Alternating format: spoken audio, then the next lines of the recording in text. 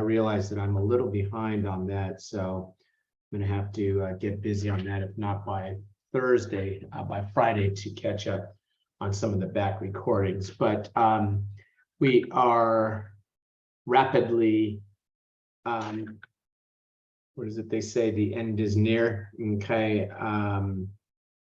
I know I had the syllabus up here 2 seconds ago. Now I've lost it. So you go ahead and find it again.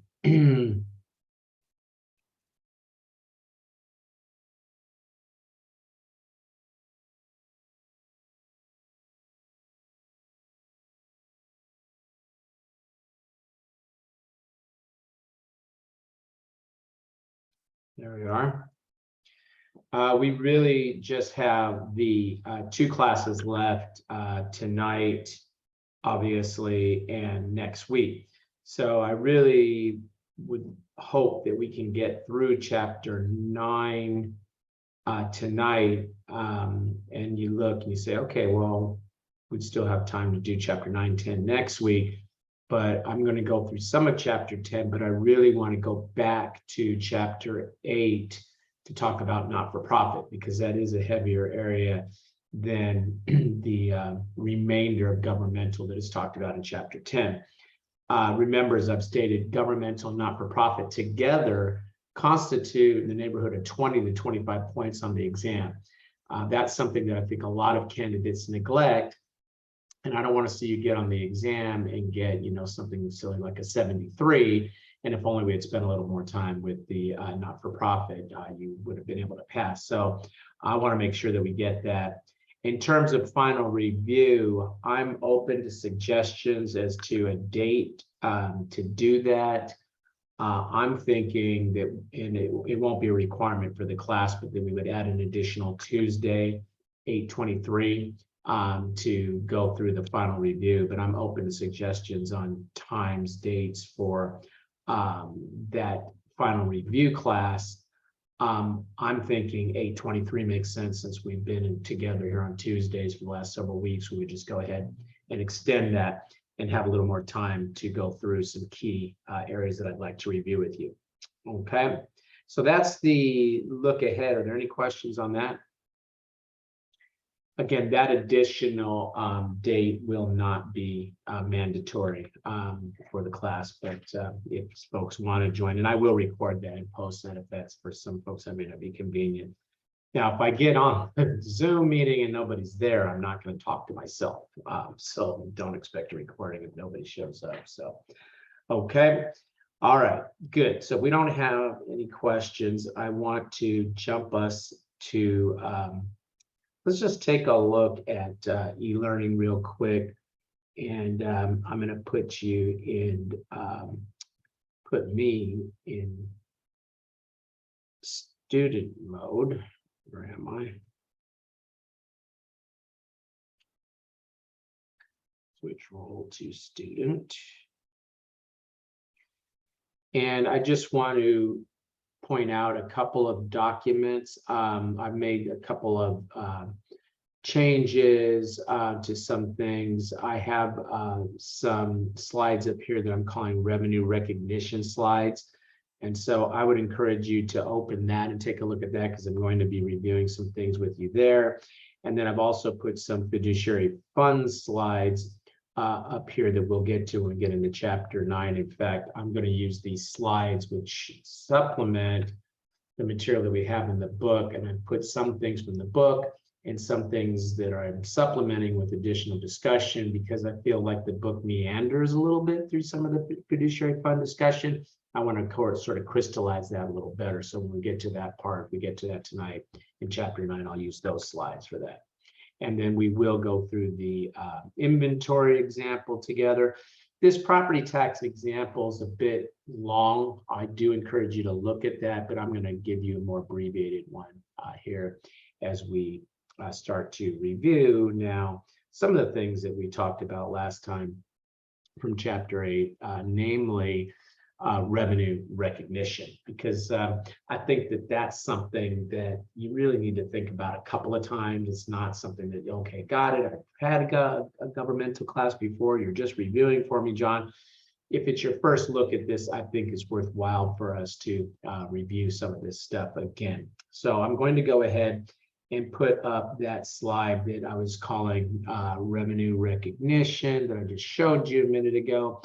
And to be honest, I had forgotten last time that I had prepared this slide for my governmental accounting class at San Francisco State, San Jose State, and when I taught it at Golden Gate some time back, that talked about how revenue will go from potentially being a liability to being something called deferred inflow that we talked about last time, and finally meaning revenue. And I have these silly little pictures here to help illustrate a little bit. So when we have a situation, in order for something to be recognized as revenue, we have to have met eligibility requirements and time. We have to meet them both.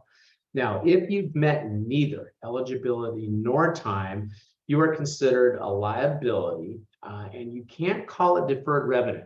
It can be called revenue collected in advance. It can be called unearned revenue, but you can't call it deferred revenue because we save the deferred word, the D word, for deferred inflow. And I give you the analogy that if you haven't met eligibility nor time, you are still a caterpillar. Okay, you're not a butterfly yet. You're not even a cocoon yet, right? Because you haven't met neither the eligibility nor the time to be a revenue. Then what happens? If you meet eligibility, but there is still a time requirement, just think of the caterpillar and the cocoon, letting time pass to will it'll emerge as the revenue butterfly. So if you've met eligibility but not time, you are not a liability anymore. You're not a revenue yet. You are on the balance sheet now as a deferred inflow, and you will be listed right next to the liabilities, but you're considered a different animal, a different being than a unearned revenue at that point. You are a deferred inflow, and you only use that word deferred for deferred inflows. And then finally, when we meet both eligibility and time, now a resource inflow becomes a revenue, and we will basically debit the deferred inflow and credit the revenue to be able to report that on the entity's operating statement. If we're talking about a governmental fund, it will be reported on the statement of revenues, expenditures, and change in fund balance at that point. If we are talking about a proprietary fund, it will go to the statement of revenues, expenses, and changes in fund net position. If we're talking about a fiduciary fund, it'll go to the statement of fiduciary, statement of the operating statement, the statement of fiduciary, changes in fiduciary fund balance. And if we are talking about government-wide statements, which we'll get into in Chapter 10, then it becomes, it goes to the statement of activities, okay? Now, when we take a look at the textbook now, having sort of, well, let's not go to the textbook yet. Let's actually, since we're in the slideshow, let's go to this next slide. And the revenue recognition, whether it's eligibility and time, really depends on the category of revenue. So we have 4 categories of non-exchange revenue. Remember I said last time, non-exchange revenue means that the government collects a tax and they don't immediately have to provide a service back. Okay, for example, you have derived non-exchange. For example, your income taxes. Now, derived non-exchange revenue derives its value from some underlying transaction. So if we're talking about sales tax, the underlying transaction is what? Is the sale. Now you pay your sales taxes and you don't sit there and say, okay, state of California, come do something for me. I just bought a car and I just paid all this sales tax. You need to come wash my car now. No, you just expect what? The state of California to provide you government services when the time comes. That's why they call it non-exchange, because there isn't an immediate cause and effect. You pay the tax, you get the service. So they call those non-exchange, okay? And we have the derived. The underlying for income taxes is what? The generation of income, the earning of income, okay? Now, for our derived non-exchange, and we see the same thing for the imposed non-exchange on this slide, there is no eligibility requirement. There's only have to worry about time. We only have to worry about time for these categories of revenue, because the government doesn't need to determine if it's eligible to collect sales tax, it's eligible to collect income tax, it's eligible to collect the example here for imposed non-exchange property taxes. Okay, now the revenue recognition rule, I just need to move my little box over here. The revenue recognition rule for our derived non-exchange is when the underlying transaction takes place. So let's think about that. Let's say we're talking about a sales tax. And let's say that the sale happens in December of 2022, but we won't collect the revenue until what? We won't collect that tax until, say, January of 2023. Well, is that a revenue of 2022 or a revenue of 2023? 2022. 2022, good, because the sales took place in 2022, right? Okay, good. Now notice down here at the bottom, we say for modified accrual. Modified accrual, remember, is used by what? Is used by my governmental funds. What are my governmental funds? General fund, special revenue fund, debt service fund, capital project fund, permanent fund. If you went through your homework for those first few modules, I think you're seeing how important it knows to know what categories the funds fall into. Lots of points on the CPA exam for knowing that, right?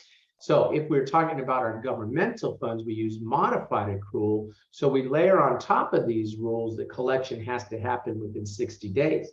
So now, Serena, if I told you, well, look, the sales tax is not going to be collected December 31st was when the sale took place, but they won't collect that sales tax until March 31st of that next year. Then for what? For modified accrual, that would be a 2023 revenue, because we have to look to see if they have collected it within 60 days is the rule of thumb that's used on the CPA exam often. And the exam could do a better job of calling out what the criteria is. Sometimes they sort of assume 60 days in a question. The reality is that GASB, the Governmental Accounting Standards Board, doesn't call out 60 days.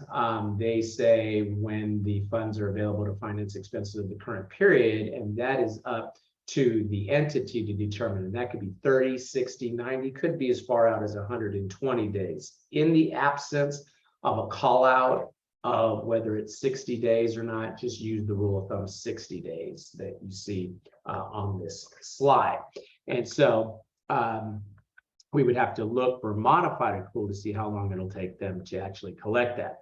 Now, when we deal with imposed non-exchange, okay, imposed non-exchange is where the government tells you, pay me this amount, okay? And that is the case with property taxes. You own a home, that's imposed by the county. They're going to say, here's the value of your home, pay me 1% of the value of your home. You really have no choice in paying that. That's why they call it imposed. And they tell us that that revenue can be recognized when use may begin.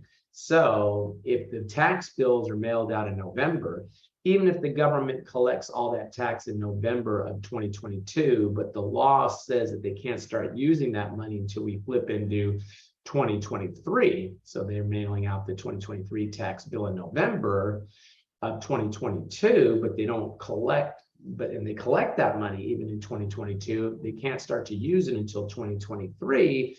Then what? Then the time requirement says you can't recognize that as revenue until what? Until use may begin. In that case, that would be 2023.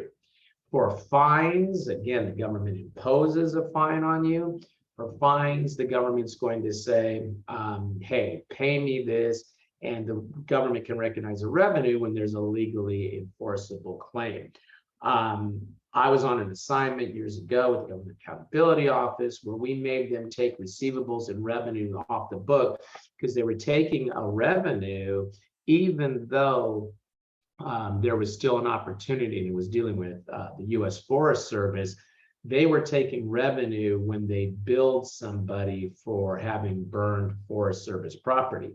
You know, some farming land sometimes would have controlled burns, and the controlled burns would get out of control and go and burn good forest land. Well, the U.S. Forest Service can sell that timber and generate revenue that way. Well, if that's burned, then they're going to go and they're going to find and try to collect their losses from whoever started that fire. Well, they were taking those revenues, even though the individuals they were billing were coming back and saying, I didn't start the fire. Wasn't that a song, Billy Joel or something? We didn't start the fire, okay, but they were coming and said, we didn't start the fire. And so you can't, we don't have to pay that yet. And they were taking that revenue before the due process had been served to allow people to go to court and prove that they hadn't or hadn't started that fire. So we made them take the revenue off the books because they hadn't proven the case yet. They didn't have a legally enforceable claim. Okay, now, when we look at government mandated, that's when a higher level of government tells a lower level of government that they have to do something. They have to do environmental cleanup or something. And they tell them that here's the money to do that. Okay. Now, even though we mention eligibility here, it's really kind of a silly thing to call it eligibility, because if the higher level of government is telling the lower level of government they have to do something, then what are they going to say? Here, no, we're not going to do it. I mean, if that's the case, the higher level government will say, well, we'll see you in court, because yes, you are going to have to do that. So even though they call it eligibility, it's kind of a limited case eligibility. The eligibility here comes in if it's a reimbursement grant. Sometimes they'll say, when you spend the money, we'll reimburse you. So then, yeah, okay, eligibility comes in because you haven't spent the money yet, right? Time when use may begin. If there's a difference between the fiscal year for the lower level of government and the fiscal year for the higher level of government, often these type of government mandated non-exchange revenue will say, well, you can use it when the state's fiscal year begins. Well, if the state's fiscal year hasn't begun yet, but I'm already in my county's fiscal year, then there might be some, thinking that has to be done as to when I've actually recognized that revenue. If it's a voluntary non-exchange, finally, eligibility makes some sense. Eligibility has some bigger meaning, which means that the higher level of government has to tell the lower government, we're saying you're eligible for this money. And so you have to wait until you get some sort of award of that money. And even then, they may layer on top of that time requirements. Okay.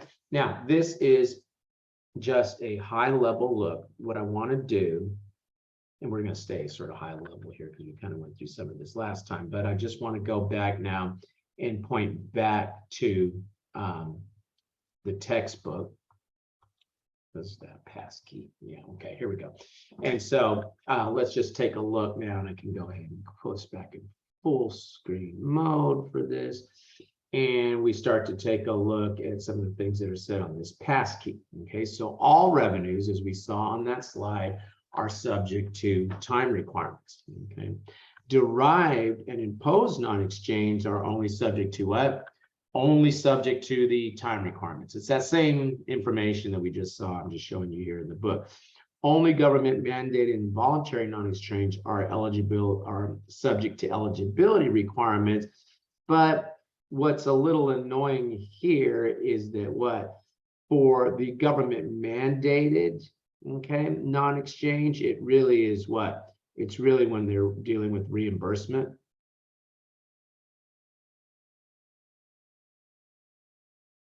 Okay, where the eligibility really comes in. So let's just go ahead and let's do an example.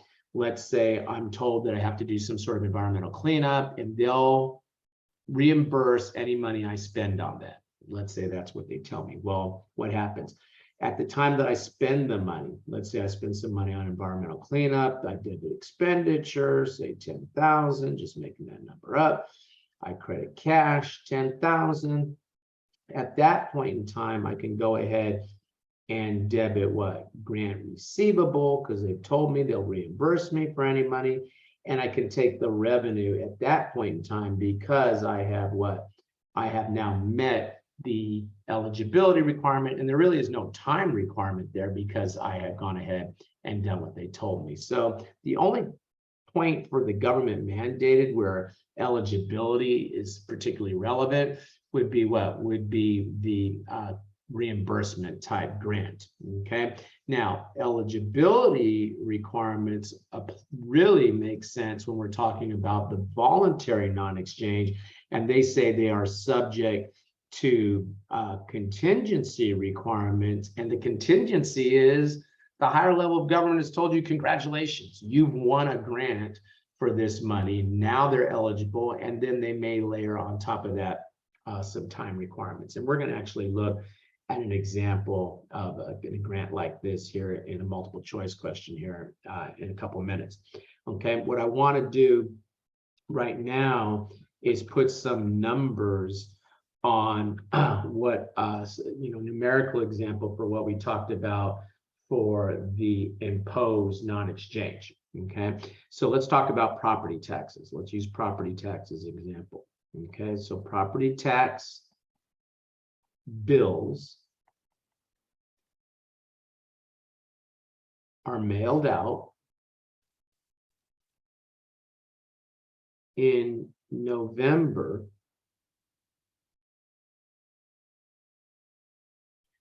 of 2022, and let's say it's $1 million.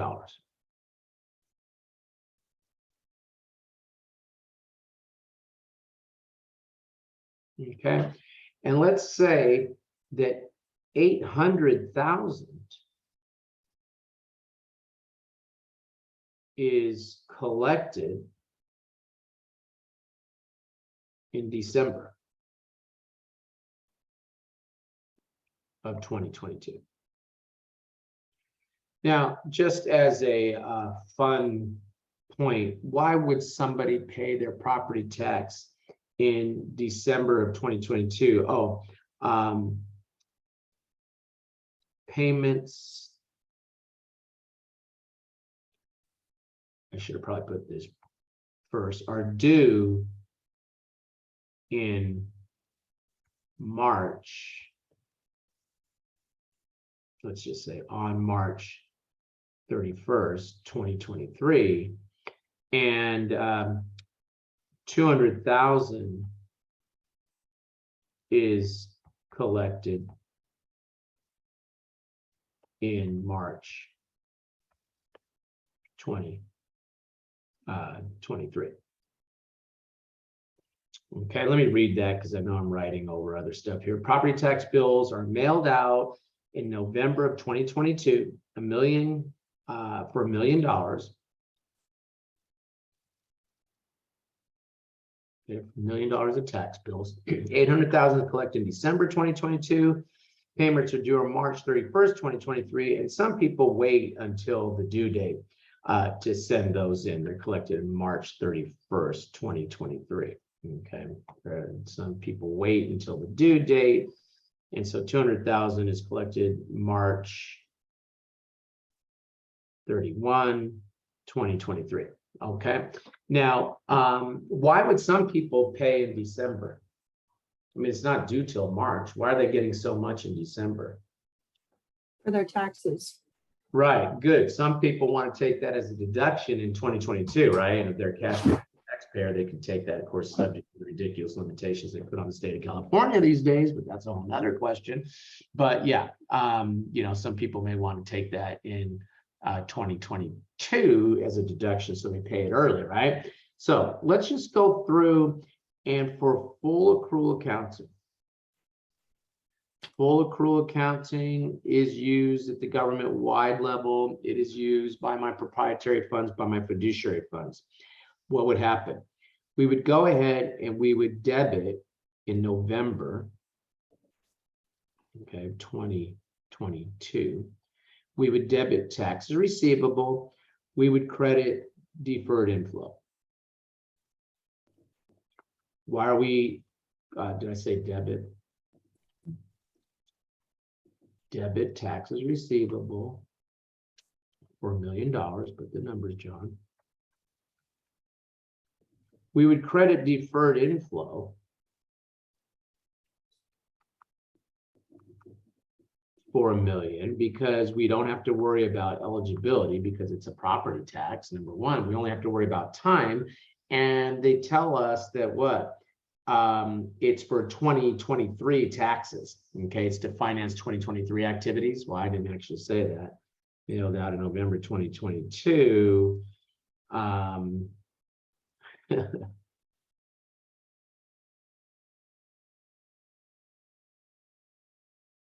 For 2023 activities.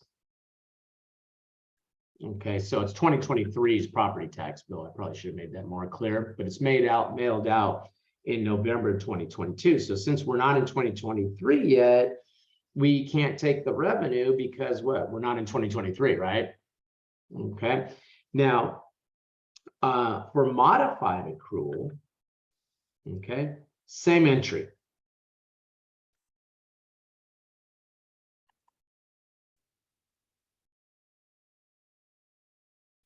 Modified accrual, same entry. Okay. Then when they collect the tax, guys, and this is a little sloppy, I admit, the way I'm trying to do this because I don't have proper room here. Then when they collect, and we said in this example, I'm just going to kind of co-op some of this space over here. When they collect, down here, I'm going to write where this passkey, they collect the money in what we'll say December 1st, 2022. For both accrual and modified accrual, they will do what?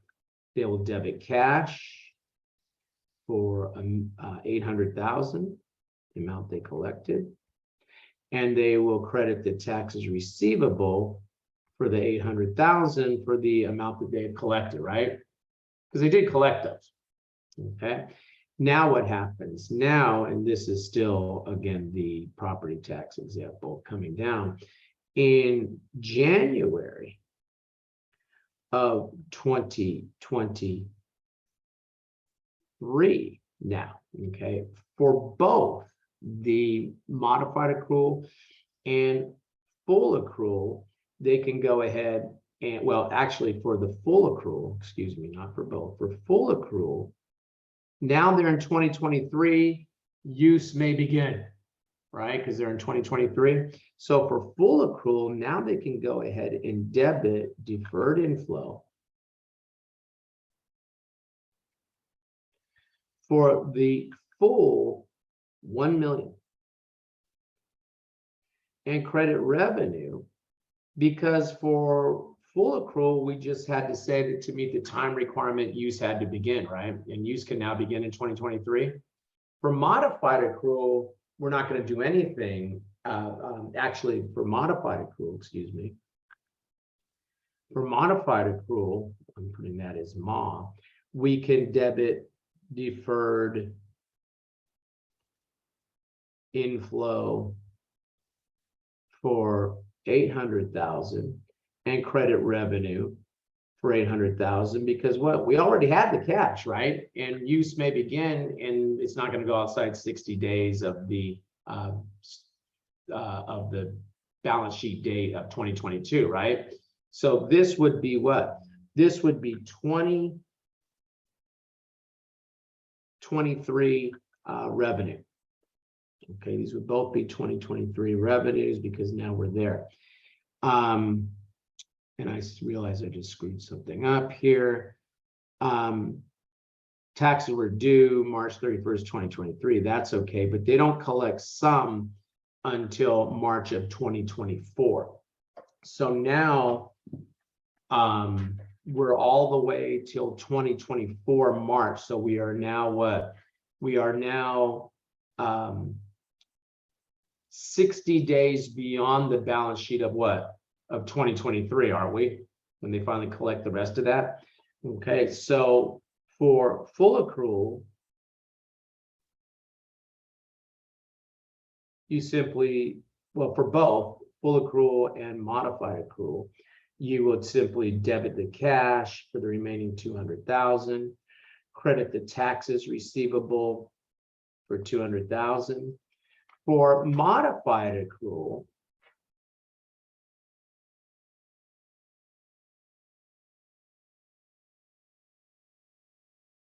we'll debit deferred inflow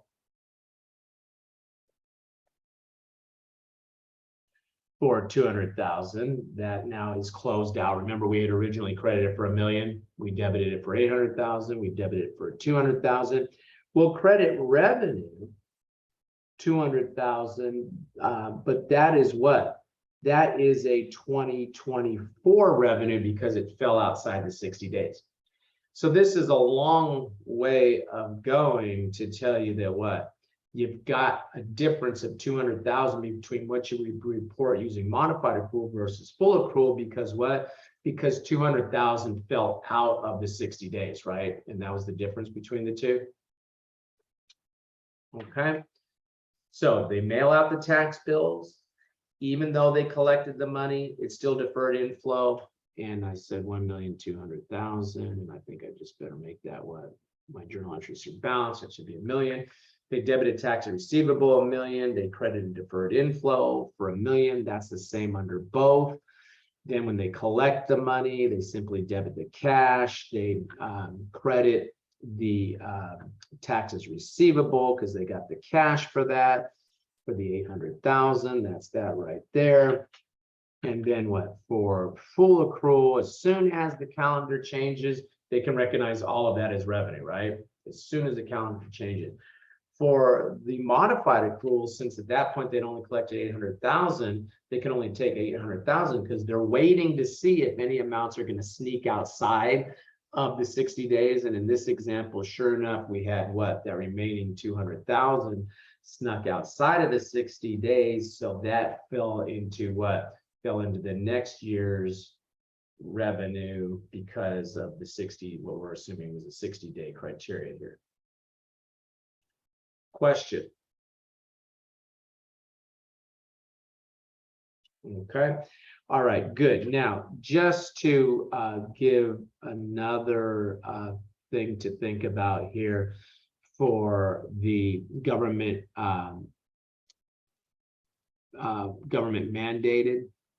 Okay, let's just look at an example that I'll put up here. And let's say the state tells the county that they have to do certain work, okay? And they tell them that you have this money and you have to do the work in the state's fiscal year. Now, let's say the county has a fiscal year that begins 10/1/2022 and it ends 9/30/2023. That's their fiscal year. Okay. The state, so that's fiscal year. The way fiscal years work, guys, that would be fiscal year 2023. Okay. And then for the state, it has a fiscal year that is going to begin July 1, 2023, and it will end June 30th, 2024. And let's say they give them $1 million and they tell them that that $1 million must be used in the state's fiscal year. Now what happens? And they give them the money, but they tell them, let's say they give them the money in June of 20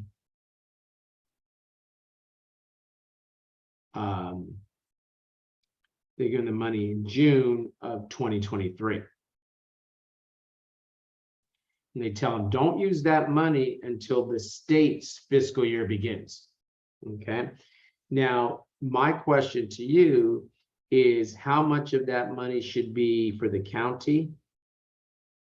How much 2023 revenue do they have?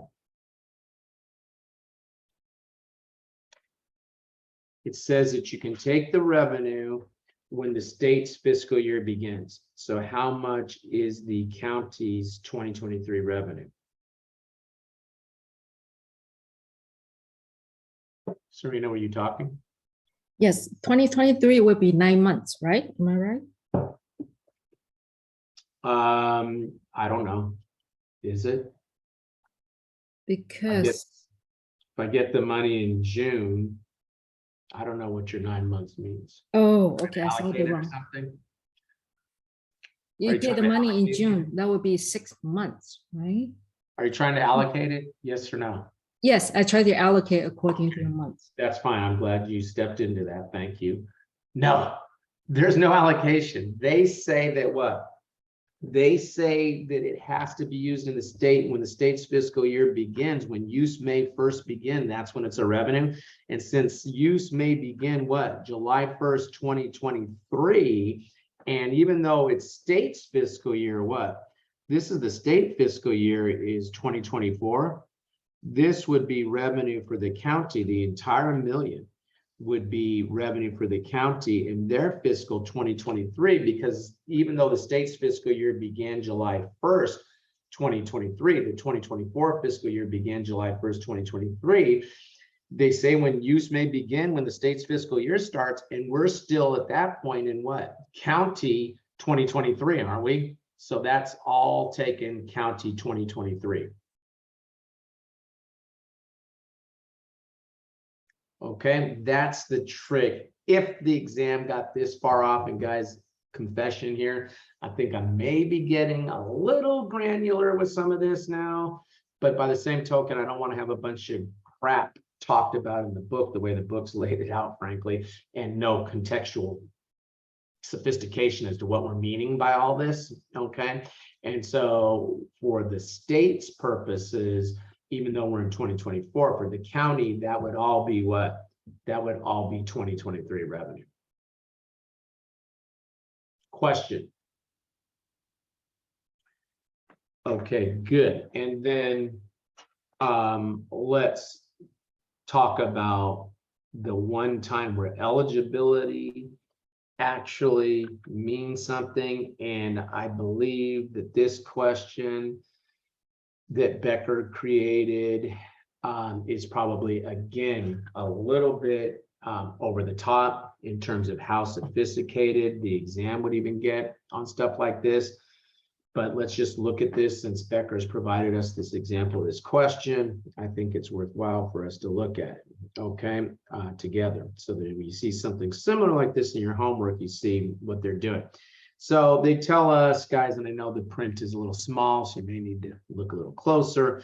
Progressive Township Community College received a $900,000 multi-year research grant for use on a pro rata basis over the next 3 years. Okay, guys, they're calling out to us right there a time requirement, aren't they?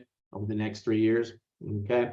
Subject to enrollment-based eligibility requirements. Okay, they're telling me eligibility and time here, aren't they? Okay, and since they gave them the grant, it's a voluntary non-exchange. And they tell us that they have met enrollment eligibility requirements up to 500,000. So there's 500,000 that we know we've met eligibility, right? And then we want to look to see what the amount of revenue will be based on eligibility and time.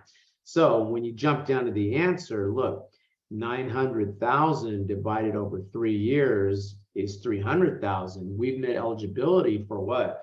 For 500,000. So for the 300,000, we have met eligibility in time, haven't we? So you look and we would automatically, and I already showed you the answer here, that automatically we would what? Narrow this down to a C or D right out of the gate. Okay. Then what? Well, if we've met eligibility for 5 and we've already taken the revenue butterfly for 300, then what? Then there's only 200,000 that's left in the cocoon, right? That hasn't met the time requirement yet. So that is what? That's a deferred inflow. And at that point, you could stop looking at any other choice. If you're on the exam, you could stop thinking anymore. But just to complete the thought here, if that's the case of the total 900,000, 300,000 is revenue and 200,000 is deferred inflow, then there's only what? 400,000 of the full grant left to be time. Or I should say, having not met neither, what am I saying? Having not met neither eligibility nor time, right? Because of the total 900,000 grant, only 500,000 we admit eligibility. And we know we've already taken 300,000 for the time. Question.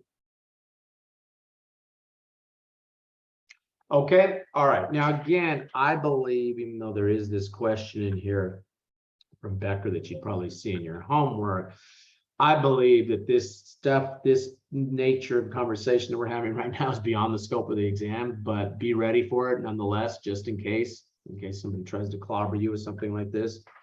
Okay, so you've got the material, you've got the discussion, you got the lecture. Make sure you're comfortable enough with some of the stuff that we've talked about here. And then there is that additional discussion for the property taxes if you want something that goes a little more in detail up on e-learning.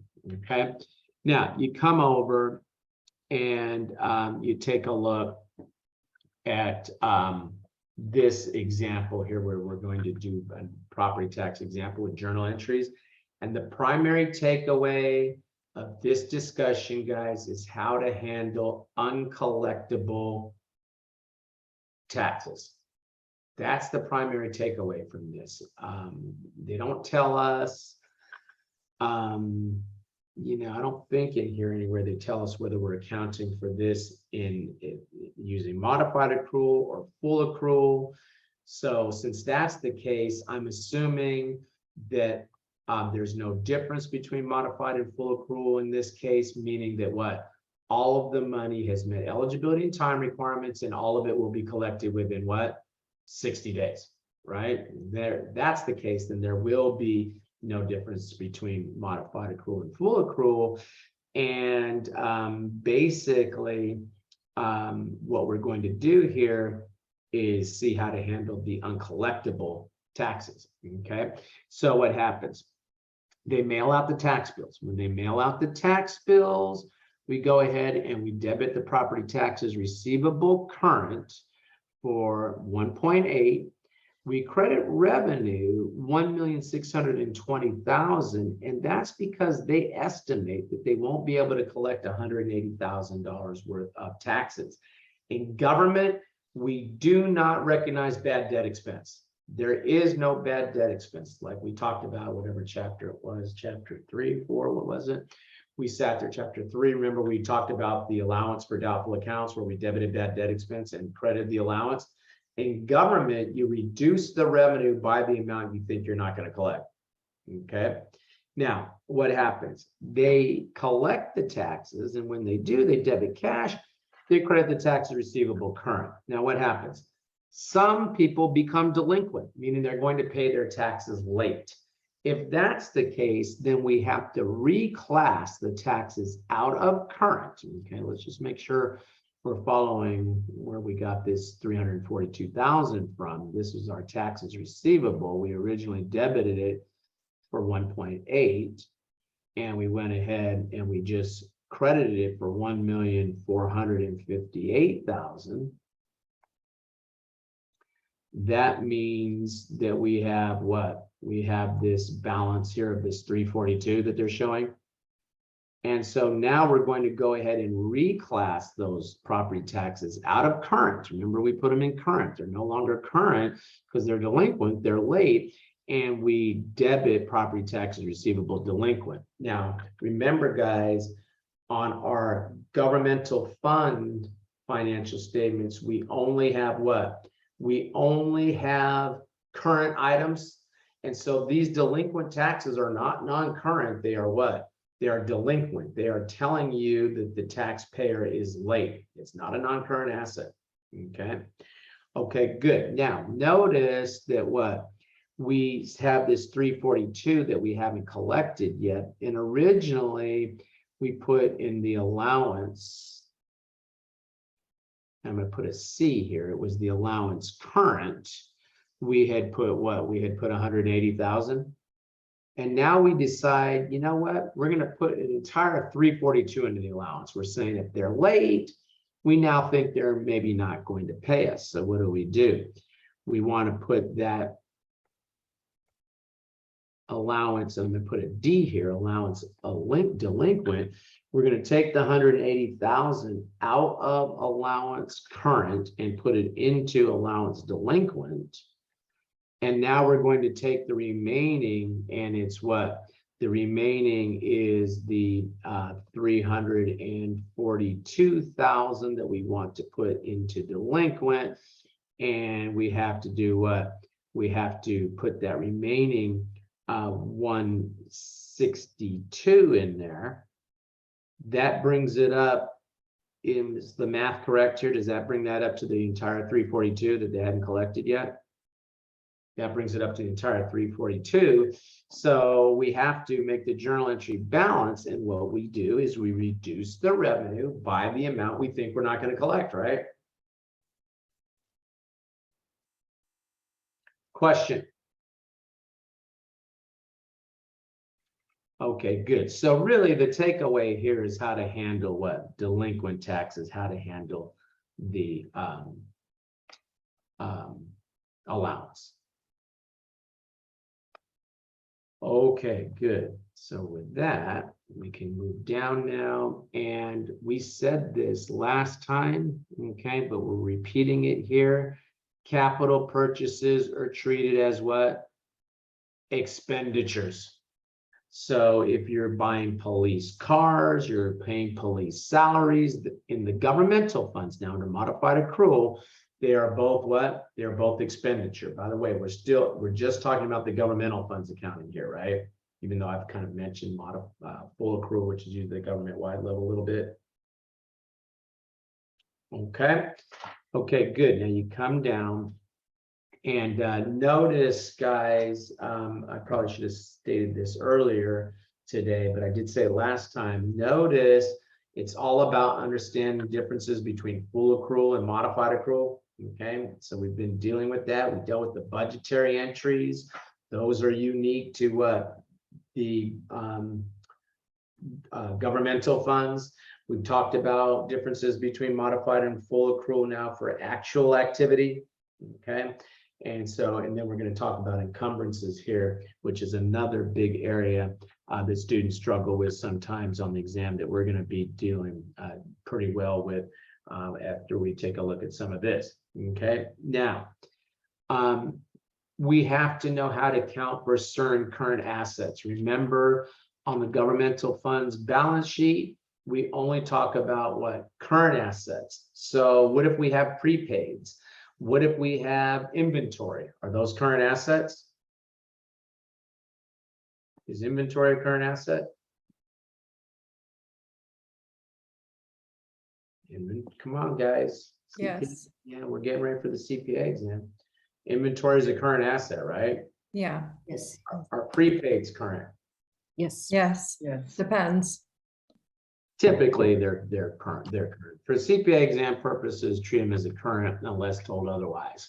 Okay. Now, what happens when we deal with things like that? We may account for them as an expenditure, or we may account for them as an asset. And we're going to see that eventually we'll have to classify them as an asset, but we may treat them as an expenditure at the time of purchase and then have to make an adjustment. That's under the purchase method. That's what we do. Under the consumption method, it is much more like a perpetual inventory system in which we would go ahead and treat them as an asset when purchased, a current asset when purchased, and then an expenditure as they are used. Okay, now they give you these journal entries here, and the problem that I have here is they don't really give us any numbers on this. Okay, so let's just go ahead and assume, I think the best way to do this is just to go to the example that I have for you, which puts some numbers on this. Dang it. I don't understand why I open the files before class and then every time I end up not having the example once I start the class. Somehow I end up closing it. I don't know how. And then I end up in this world where I end up downloading the same file over and over and over and over and over and over again. Okay, so here we go.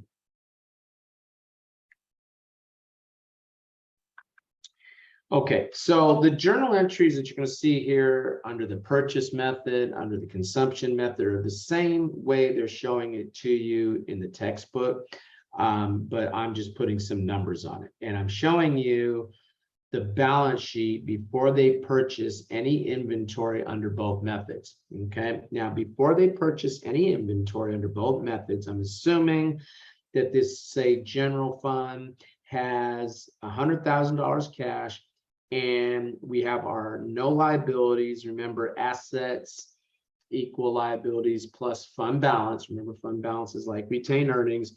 And so the fund balance is 100,000. Now, we haven't talked about the categories of fund balance yet, and I'm not sure why Becker buried that discussion back and started talking about categories of fund balance. In this example, they should have moved up the discussion of categories of fund balance first. And my thought about, well, let's go look at it first, but then you got to go to another chapter. And I'm not going to do that. So we'll give you better definitions of the categories of fund balance here in a little while. But unassigned fund balance basically says that this government can spend this money however they see fit within the context of being a government. I mean, we can't go to Vegas with the money, but within the purpose of the government, purpose of the general fund, let's say they can spend this money however they have determined. It's sort of like unappropriated retained earnings, okay, unassigned fund balance. So they have this cash, they have no liabilities, and the entire 100,000 is considered unassigned. Now, what happens under the purchase method? When they buy the inventory, they debit expenditure, they credit cash. Now, if you were to look immediately at the balance sheet, of course, wouldn't balance at that point because we haven't gone through any closing entries at that point, but it's okay because we're not ready to prepare our financial statements yet anyway, right? Okay, so just sort of suspend the good accountant in you for a second and just know that we have this unassigned fund balance and we're not showing any cash anymore because we're not preparing financial statements and we haven't done any closing entries yet, right? Okay, then what? Then we have $45,000 of inventory are used during the year. Under the purchase method, since we've already put that all in expenditure, there's no entry. Okay, now what happens? Then at the end of the year, we will prepare our statement of revenues, expenditures, and changes in fund balance. Remember, that's the name of the income statement. I'm assuming no revenues. Expenditures are 100,000. So we have what? Remember I said change in fund balance is like net income. So our net income number, our change in fund balance is 100,000. Good. Now we have to go through the closing entries. And when we go through the closing entries, we will credit expenditure to close that, right? You have to close your proprietary accounts just like you would in commercial. And we debit what? Unassigned fund balance. So at that point, if you were to look at the T account for our unassigned fund balance, it's now zeroed out, isn't it? Okay, but we have to what? If we bought 100,000 and we only have spent 45,000, that means we have 55,000 left. So we debit inventory for 55,000. And we will credit non-spendable fund balance. A non-spendable fund balance, and again, they should have put the definitions of the category of fund balance first. That's okay, we'll get to that in a little while. But non-spendable fund balance means you can't spend it like cash, okay? Try it sometime. Buy $100,000 worth of nutmeg, okay? Get one of the big old bags of nutmeg from Costco, a 50-pound bag of nutmeg, right? You have that at Costco. You got a 50-pound bag of nutmeg, and then you realize, why did I get so much nutmeg? So you take that and you put it into a 10-pound sack and you take it to Safeway and say, here, nutmeg for milk. give me milk, I give you nutmeg, and they're gonna say, sorry, got any cash? You can't spend inventory like it's cash, right? So if GASB in this case says, hey, that's called a non-spendable fund balance, okay? Now, if you were to look at the balance sheet, and it's gonna be the same under both methods, I'd have cash of 0, inventory 55,000, my unassigned is now 0, isn't it? And I'm showing a non-spendable fund balance of 55,000, okay? Now, just to see what that would look like, okay, I'm going to open up F9 for a second, okay, and I'm going to look at page, I have to go, the best way to do this is in full screen mode.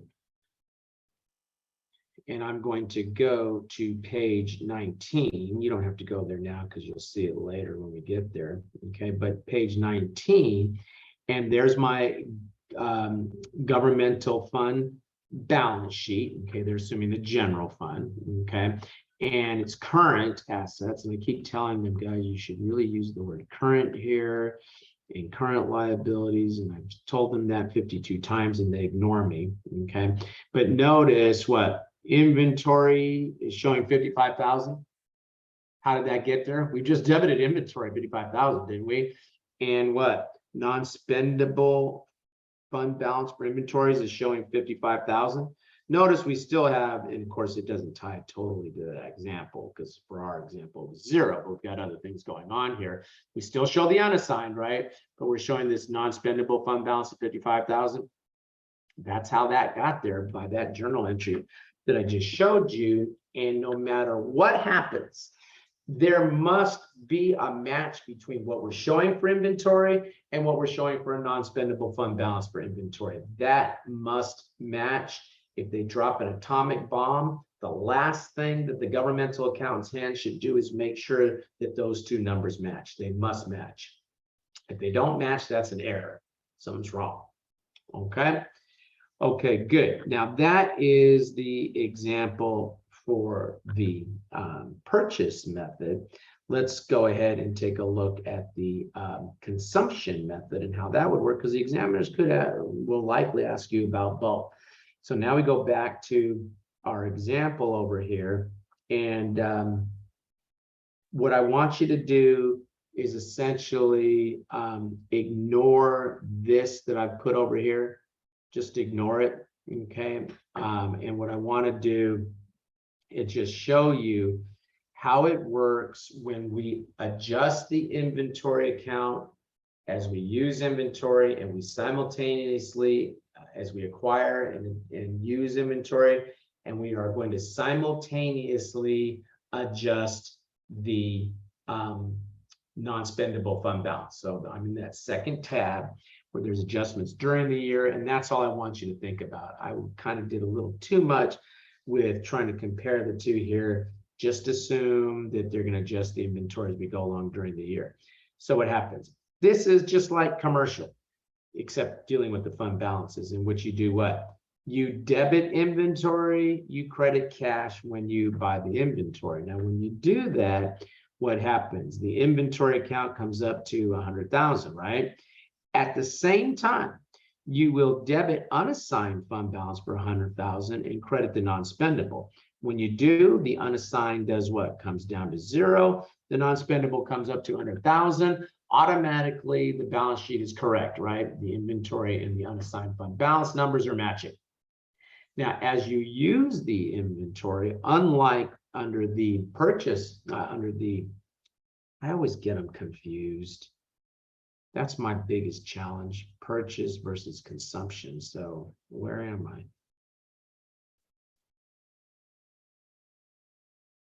Oh, I say purchase inventory, but we're looking at what? We're looking at consumption method here. Okay, this is consumption method. I confused myself because I saw the word purchase the inventory. We're under the consumption method here. Okay, so under the consumption method, I'm simultaneously doing what? Updating my inventory. Now, when I use the inventory under the consumption method, I'm going to debit expenditure for 45,000, credit inventory. Okay. Now, when I credit the inventory is now showing what? showing the 55,000. So the inventory count is correct. And then I simultaneously do what? Fix my fund balance by debiting the non-spendable fund balance for 45,000. When I do, it's now showing 55,000. And I do what? I I credit the unassigned. So now the unassigned is showing 45,000. But then I do my closing entries. And when I do my closing entry, of course, I have to close expenditure that I set up for 45,000. And I debit the unassigned. And when I debit the unassigned fund balance, now it shows 0. And so if you go back to what the balance sheet is supposed to look like, the balance sheet is the same under both. I have inventory 55,000 and I have what? I have an unassigned fund balance. Now, a non-spendable fund balance of 55,000. Now, FASB would like for governments to use the what? What would you guess? Purchase or consumption? Consumption. They would prefer consumption because it's sort of tracking along and what? It's showing the correct expenditure amount, right? Under the purchase method, expenditure is misstated, isn't it? But GASB looked and said, look, government, if you acquire and use things like inventory and prepaids evenly year over year, what's the difference? There really is no difference. If you buy it and you pretty much use it up, will allow you to use the purchase method. Okay? Because there really would be no difference. I buy inventory, by the end of the year, it's an immaterial amount that's left. So what's the difference? Okay, but you still would have to do what? For as far as the income statement is concerned, but you still would have to make the adjustment to the balance sheet. Okay, now you come over and back to the text and back to where we were in chapter 8. Everyone's like, don't tell him, he thinks we're in chapter 9 now. I know we're still in chapter 8. Okay, and basically you can see that I just put some numbers on what they were showing us here, but I think it's worthwhile looking at what they're telling us. Regardless of the method used, inventory asset amount must be balanced with non-spendable fund balance. Okay, is that what we said? Is that how we showed it? And what? The purchase method assumes adjustment at end year. The consumption method as presented assumes perpetual inventory maintenance along with the related adjustment to fund balance classification such that no entry is required at the end of the year. Okay. That other part that I told you to forget about, I kind of went a little too far and said, well, what if they're not adjusted during the year? What would it look like? But I think maybe I'm going too far with that. So you can look at that on your own if you want to. Okay. Okay, good. Classification of governmental expenditures. Okay, now what happens here? What we're going to do is put labels on our expenditures. And GASB basically says to a government, you can use all of these, you can use none of these. We are giving you options as to different labels you can put on expenditures, but for the CPA exam, they expect us to understand what those labels mean, okay? So for function or program, you can put down things governments do, okay? And then they give me examples of things governments do, don't they? Such as what? Programs for the elderly, drug addiction to get you off the drugs, not on. Education, okay? How about what? How about public safety? Does the government keep you safe?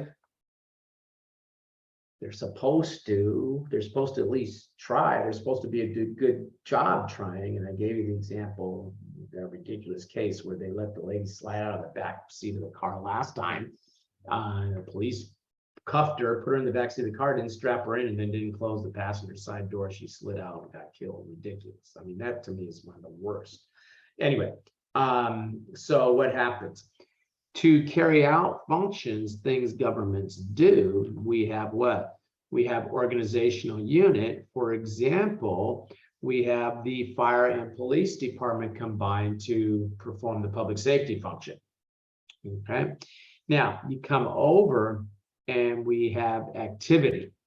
Okay, and activity, and then they start to give you this long definition, guys, and I prefer examples. And so under public safety, and they didn't give us an example, maybe the fire department will do what? Will do building inspection. The police might do what? Might do patrols. I have a friend who was a police officer in the city of San Jose. He's now retired. Big, massive guy. When you see him walk in the room, everybody behaves. And when he comes to visit my house on Sundays to watch football, he knocks like this. I'm like, dude, you got a scary ass knock. Do not knock at my door like that ever again. He knocks like a cop. Okay, so sometimes we're hanging out on a Sunday and he'll all of a sudden go, oh. I'm like, what? What's the matter? The Raiders are winning. Why are you upset? I have to do patrols tomorrow. Okay, so what happens? He has to go, well, what's that? He has to go around to different well-known, bad guy motels, look at all the license plate numbers, and if he gets a hit, now he's got to go find out who's staying in that room and go and knock on the door and tell him, okay, you're under arrest because there's a warrant under your license number, whatever it is. So as you can imagine, he doesn't like doing that, but that is what an activity that the police department, the organizational unit, performs under the public safety function, right? Okay. Now you come down and we talk about character. Okay, and character is going to be the presumed period that the expenditure will benefit. Remember, guys, we're talking about labels on expenditures. So if we have what? Current expenditure, that means it'll benefit what? What do you think? Current or future periods?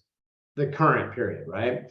If it says capital outlay, that means it will probably benefit the present, but certainly the future, because we bought equipment. So even though equipment is an expenditure, right? We can put the label on it that says what? Capital outlay. Now somebody knows that that expenditure is not only going to benefit the current period, but also future periods. Debt service, got to pay the principal and interest on debt. But what happens when you're paying the principal and interest on debt, unless you're the federal government, you're incurring debt? Well, I shouldn't say that. I mean, President Biden signed into law today that they're going to be offering money to chip makers to make the chips here. So there's money that the federal government is spending today that will hopefully benefit what? Future periods. But often the federal government spends money that only benefits the current period for programs like Medicare and Social Security and that kind of stuff, right? But here, we're talking about state and local government. If it's debt service, state and local governments are a little bit more careful about matching the debt they incur with a period of benefit that's going to happen in the future. So if they're going to build a bridge, they might borrow the money for that, right? So when they pay back the principal and interest on that, they call that an expenditure debt service. That means it's benefiting both current and future periods. And then intergovernmental means we're transferring money from one government to another, say from the state to the county, or it could be within a county between different unit within that same government. Okay. Object class is basically a chart of accounts, supplies, principal, interest. And when you look at a governmental funds, and of course, we're talking about the statement of revenues, expenditures, and change in fund balance here, because we're talking about the operating statement, the classification of expenses. You can see any of these, you could see all of these, you won't see some, you'll see some, but not others. You may see none of it. Okay, so these are just choices that GASB gives governments as to how they will label their expenditures. Okay, so you can go ahead and flashcard these categories. I think it's worthwhile not to worry about these long definitions. Worry about the examples, because that's how I think that the examiners might ask you that. Okay. Again, we've said this a number of times now. If you purchase a fixed asset, new police car for 25,000, it is what? It is an expenditure. Debit expenditure, credit cash, or vouchers payable. Guys, vouchers payable, don't freak out about that. Vouchers payable is like accounts payable, but in government, we like to get fancy and call it a voucher because there's probably, high levels of control. And so the voucher might have expenditure 1, expenditure 2 listed on it, expenditure 3, and then we're waiting for somebody to come along and sign that so that a government auditor like me can come along and say, we sampled 100 vouchers and we found that 3 of them weren't signed. Institute internal controls to make sure that all vouchers are signed so that we can come back the next year and say, we sampled 100 vouchers and we found that 4 of them weren't signed. Please institute internal controls so that these will all be signed. Okay, but that's basically what a voucher is. Okay. Now you come over, and if you're worried that the government's going to lose track of its assets next time when we get to the discussion of government-wide statements, because the government-wide statements are using full accrual accounting, we will record fixed assets and they will be accounted for at the government-wide level. Okay, and then because all of our, remember we have 3 categories of funds, our governmental funds, is which what we're talking about now, our proprietary funds and our fiduciary funds. Our proprietary funds, our internal service fund, our enterprise fund, and our fiduciary funds, the custodial fund, the investment trust fund, the private purpose trust fund, the pension and other employee benefit funds all use full accrual, then they would, of course, account for fixed assets. Okay. Okay, good. Now we come over and we talk about debt. Okay, now what happens? Because there are only current items on the balance sheet, okay, proceeds from long-term debt will be accounted for as other financing sources. We don't have long-term debt. So if we issue long-term debt, okay, then what? We will have to record those as an other financing source, okay? And you can take a look at that journal entry right there, in which you will go ahead and you will debit the cash just like you would if you issued a bond in commercial accounting. But since there's no bond payable, you have to credit something else. You credit other financing sources. Now, that other financing sources account, come down and take a look right here. And they tell us that what? For the governmental funds, general fund, special revenue fund, debt service fund, capital project fund, permanent fund, they use modified accrual accounting, and they will report the other financing sources on the statement of revenues, expenditures, and change in fund balance, which is like what? That statement is like the income statement, not the balance sheet. Okay, so you can put down here C page, and I'm going to put that up here in a minute, F9-20. That's a 20, F9-20. Okay, and I'm going to go ahead and go to the F9 for a second. I should have stayed. Well, no, I had to get over to F9. And we were on page 19. Let's go to page F9-20, right? F9-20 is where I wanted to go. Okay, and here we have now the statement of revenues, expenditures, and change in fund balance. So we have what? We have revenues, we have expenditures. Notice, guys, what? They are using in this particular case, they're calling out their expenditures and they're telling you what? Current. So there's a what? There's a character designation there. And then they start saying for the current, for expenditures that benefit the current period, and then they start calling out what? Programs and functions, don't they?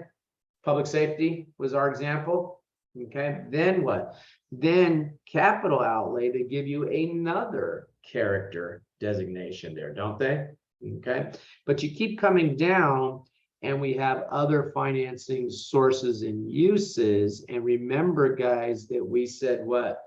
We said that other financing sources and uses are like non-operating revenues and expenses. Transfer other financing sources are like non-operating revenue, other financing uses are like non-operating expenses.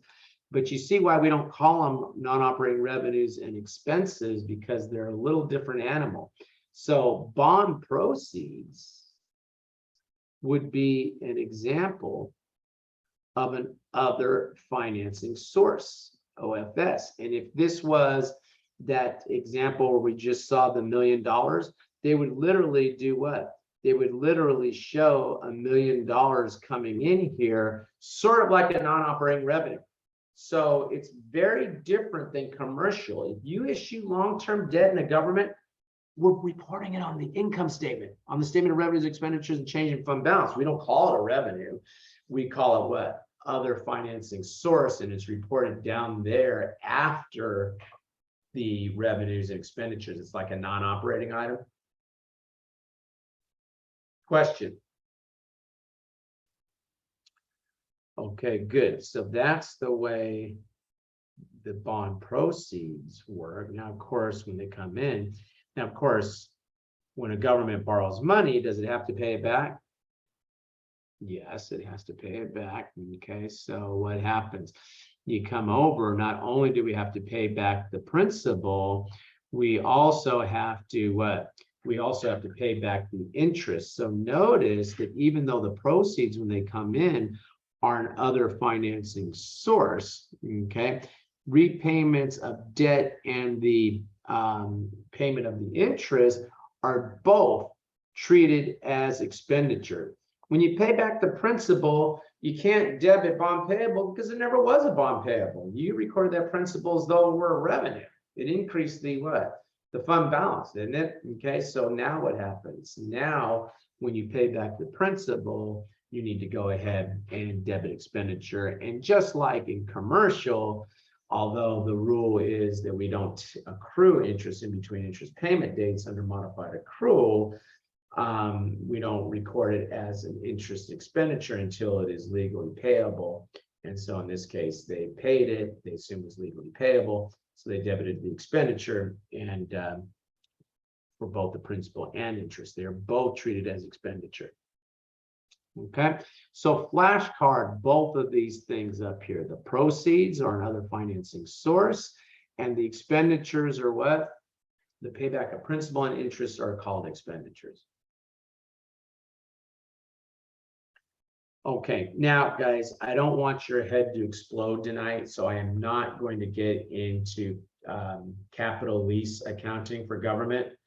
I'm going to ask you to watch the video for this. I've asked you to watch the video for leases in commercial. I'm asking you to watch the video for leases in governmental. I'm thinking, although I'm open to suggestion as to what we talk about in final review, I will probably talk to you a little bit about leases since we haven't spent much time with it in a regular class, okay? But this is a lengthy discussion that I think is overkill for our purposes, and so I'm not going to get into that at this point in time. I think we've got bigger fish to fry as it relates to these points for governmental, okay?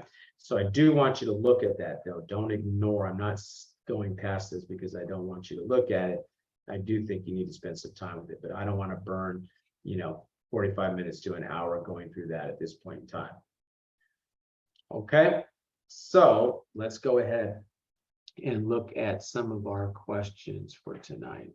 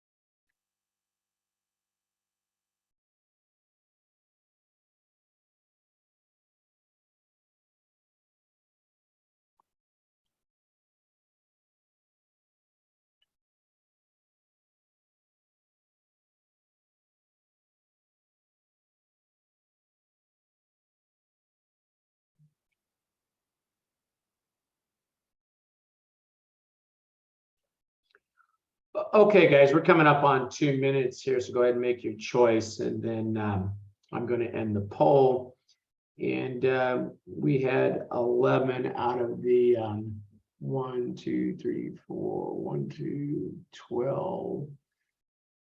12, we got 15 minus 2, so we got 13. So a couple of us aren't participating. Guys, I'm telling you, unless you don't plan to sit for the CPA exam, this is very important stuff that we're looking at. Okay, so come back to me here. Okay, but most of us got this right. That's a good batting average. That's good news. That's meaning that there's a high probability that we're going to do well on the FAR exam. Okay, the answer is A. But let's just go ahead and let's remember what we talked about last time. The journal entry that happens at the beginning of the year when a government adopts its budget, it would go ahead and it would debit estimated revenue, and it's going to debit this estimated revenue for 100,000. That was the fact pattern in the question, right? They tell us that appropriations are 80,000. And remember, we said last time that what? A government cannot spend money unless there is the legal authority to spend, called appropriations. So they would go ahead and credit the appropriations for 80,000. And then what? We would credit budgetary control. Okay, and I had you flashcard this entry that happens at the beginning of the year for the difference, right? These are the correct accounts. You need to have this journal entry memorized. There will be 3 or 4 questions just like this, and you probably already saw them in your homework if you're keeping up with the modules we covered last time, right? And on your exam, there'll probably be 3 or 4 questions. Those are the correct account titles that you must use, okay? They say, well, why would you debit a revenue? And remember, we said that what? In the revenue ledger, you debit estimated revenue, 100,000. And then if they collect some actual revenue, say they collected some revenue of 40,000, just to make up a number, and you would credit what?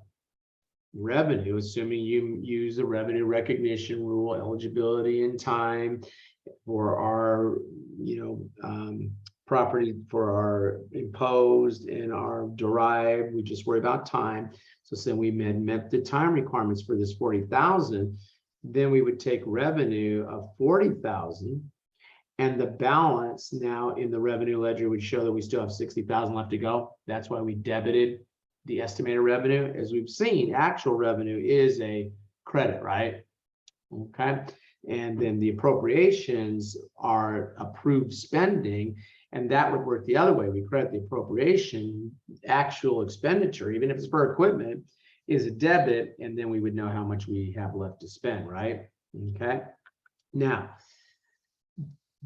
it's got to be the correct account title. So there is no such thing as estimated expenditure. And it's opposite. The budgetary entries are opposite. So debit couldn't be right. And credit of estimated expenditure, one person picked debit. Credit of estimated expenditure, nobody picked that. But there is no such thing. It's appropriation. Now, the only other thing, sometimes students say appropriation control, oh, because it's a budget account and we're controlling. That's not why they call it control. They're meaning what? They're meaning the GL level account for appropriations. Okay, in other words, we would have what? Appropriations control, and that would roll up from what? Appropriations for equipment, appropriations for salaries, whatever the different subcategories, the subsidiary categories of appropriation are, would roll up to what? The control account. That's what they mean by control. Okay. Question. Okay, good. Let's go ahead then. Let's look at question 2.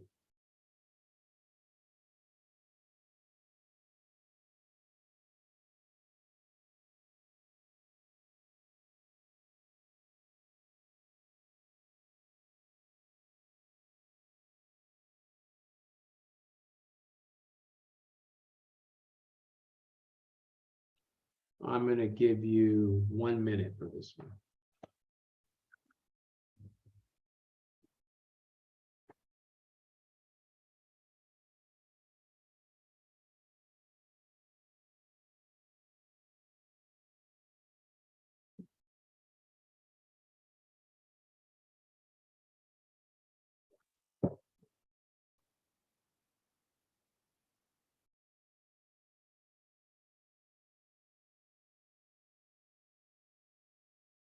Okay, I've got 11, that means the 2 that, so that means I got 3 people not paying attention. Okay, because when I share the results, I get okay, wait a minute. There's all 13, and yeah, I've got the 3 people that aren't paying attention. And I know that 3 people aren't paying attention because there is no way to have missed this question. Because when you look at this question, it's the journal entry that I just showed you. Okay, which is what? It's the other part of the journal entry that I just showed you, which is to debit the estimated revenue, credit the appropriation. The remaining amount, the budget excess, goes to what? Budgetary control for the remaining 20,000 right there. I just showed you that. So does somebody want to explain to me why they picked something other than C there? Am I missing something? No, I picked something else, but it's because my computer's sticking. I'm having trouble answering it. It's a touch screen. Sorry. Thank you. And that makes me feel better. I mean, not that you're having trouble with the computer. I don't want you to have trouble with the computer, but it makes me feel better that it was a, you understand the material, right? Yeah, for sure. Okay, good. Okay, question? I'm telling you guys, not that hard, not that hard. 6 points on the exam. 6 points, I'll say right now. I'll speculate. I'll swing wildly for the fences and say 6 points. Right there. Okay, good. Let's take a look at this one.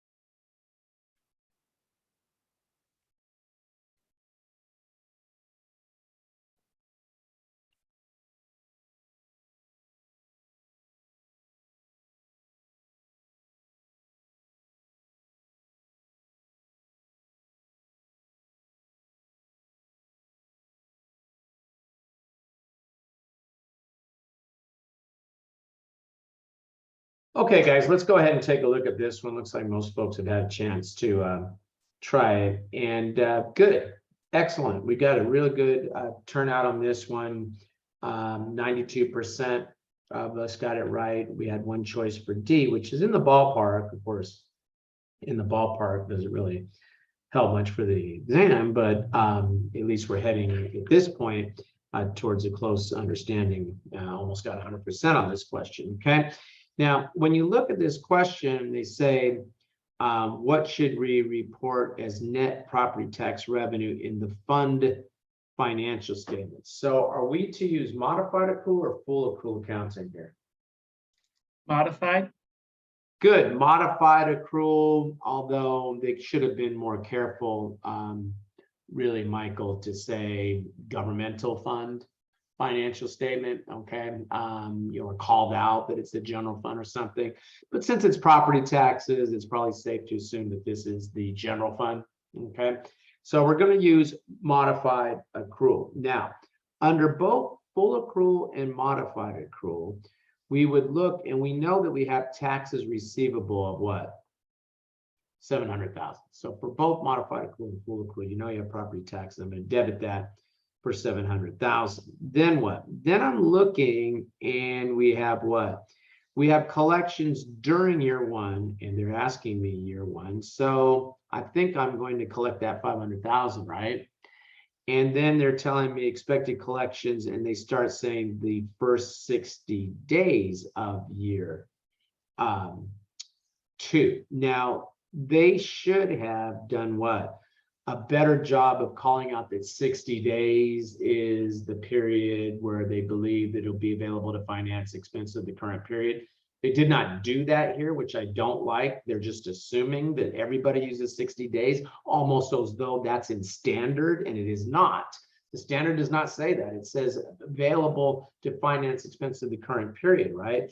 So you look at that and you say, well, gee, you know, I don't know, should I be picking up these other amounts or not? Expected collections during year two, and that gets to 60, but then these during year three would get you to 690, and there is what? There is a 690 choice, but there's no 660. And so you're probably safe that when you start getting that far out from year two, that they probably really, I mean, from year one, that they probably were wanting you to assume, okay, that's too far away now. That's like 2 years potentially from now. So I'm not going to count that. So you don't have 660 as an approach. So 600,000 starts to become a safe assumption there. But I think they should just tell you what period, but then that would probably make this question too easy. Maybe they didn't want to do that, okay? But anyway, under both, we would debit tax receivable, but let's do the modified accrual first. For modified accrual, we would do what? We would credit revenue. Now that we're going with that 60 days, 600,000, we would credit what? Deferred inflow for the 90,000 that's going to what? That we have determined is going to come outside of that 60 days criteria. And then we would have what? We would have the allowance for 10,000, just to make that journal entry balanced. And that's modified accrual. For accrual, if they ask me this, what would be the answer for the government-wide statements? I'm, of course, still going to debit tax receivable. That's the same for both. But now I'm going to credit revenue for what? That's a question. Does it matter if I'm not going to collect it within 60 days for full accrual? No. No, it doesn't. Good. So I would do what? I'd credit the entire 690 and 690. If they could do this on the exam, they'd give you the same fact pattern, and then they'd say now it's at the government-wide level. Or they might call out the name of the government-wide statement of income and say on the statement of activities what should be reported. And if they do that, then the answer would have been B, and then both would do what? Which set up the allowance of 10,000 for that uncollectible amount. Is there any time when a fund would book the estimated for uncollectible? You mean bad debt expense? Yeah, what happens to it? It just all gets reconciled to the government wide. So they estimate it, but they don't record it. No, it's an allowance. We did record it under both. It's an allowance. Okay. And then if they don't actually collect, they debit the allowance So they didn't collect 2,000. They debit the allowance, they credit the tax receivable, right? Okay, thank you. Yeah. You know, an allowance, you know, is like kind of like, you know, one of those, it's an estimated account. So of course, you know, you just kind of go forward with it and try to get it as close as you possibly can from period to period, right? For commercial, you could actually have a negative provision for bad debt if you're trying to take amounts out of the allowance. You could literally sit there and debit the allowance and credit the bad debt expense. It's a negative provision. That was an issue that because you want to take amounts out of the allowance because in previous periods you overestimated the uncollectible amount. That was an issue that I raised as a finding when the Congress asked the GAO, and I was on that assignment. They asked us to look at how banks were accounting for their allowance for loan loss. And what they were doing was playing this little game of putting a bunch in good years. And then they were saying in later years, oh, look how much we have in the allowance. You know, we really kind of overestimated so that they could take lesser provisions or even negative provisions in later years. And we shut them down on that. We said that don't let them do that. Oh, Office of Control of the Currency, that's their managing profits. So you could have a negative provision and take amount out of the allowance that way. So the allowance kind of meanders along trying to be as accurate as possible, but you would treat the write-off like that. Okay. Okay, good. Let's go ahead and let's take a look at this next question.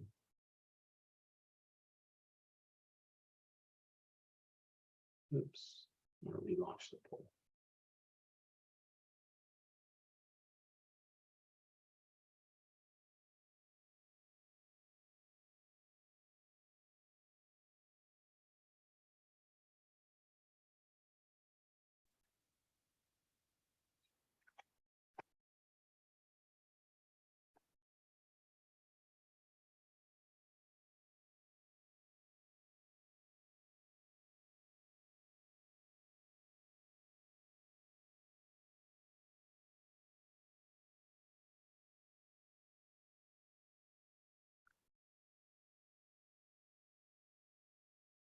After we look at this question, someone remind me of an important point I want to make. Not the important point, but that I have an important point I want to make because I keep forgetting it.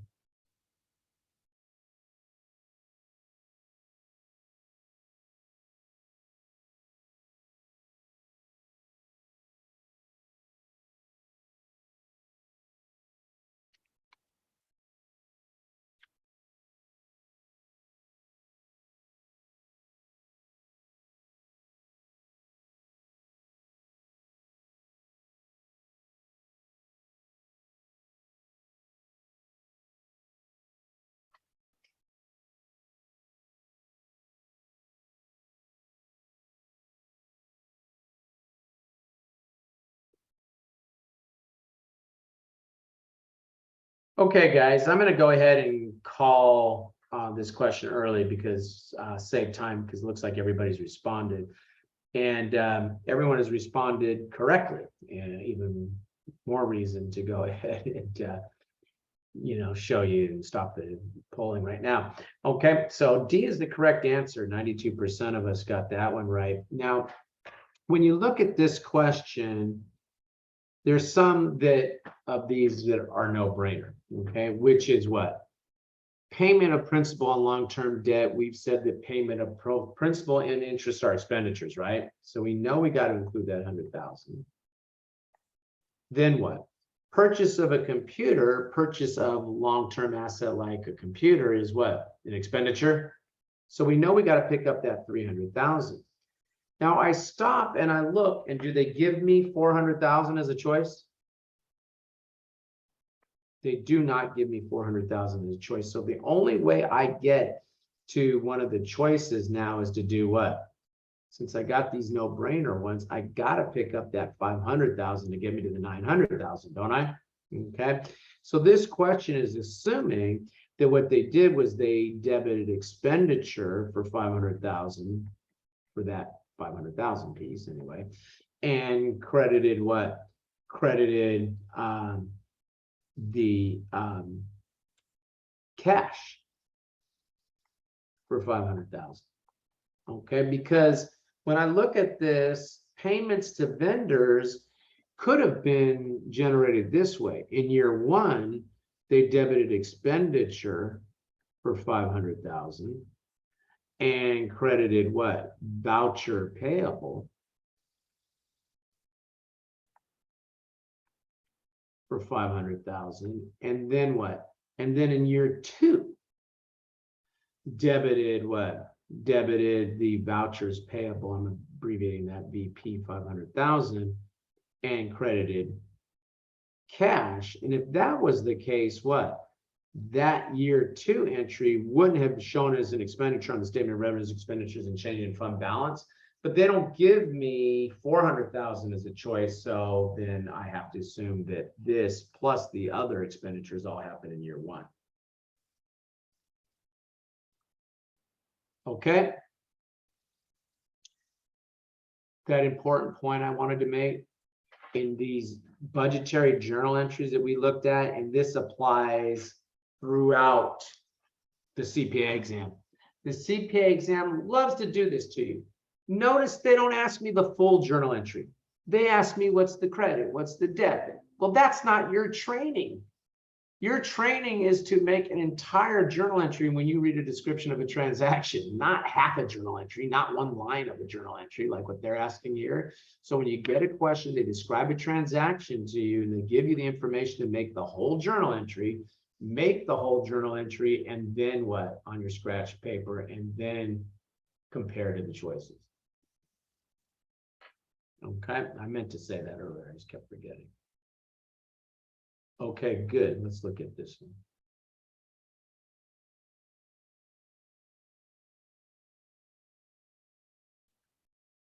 I'll put the poll.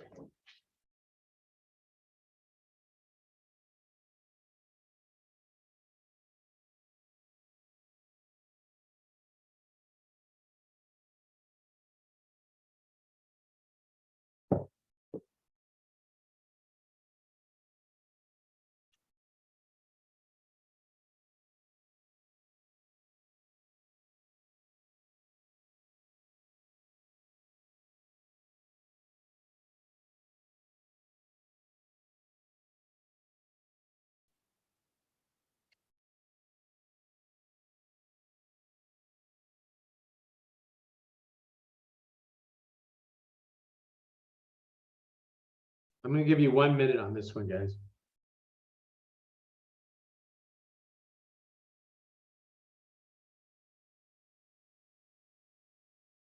No, I'm not, because everyone's answered it.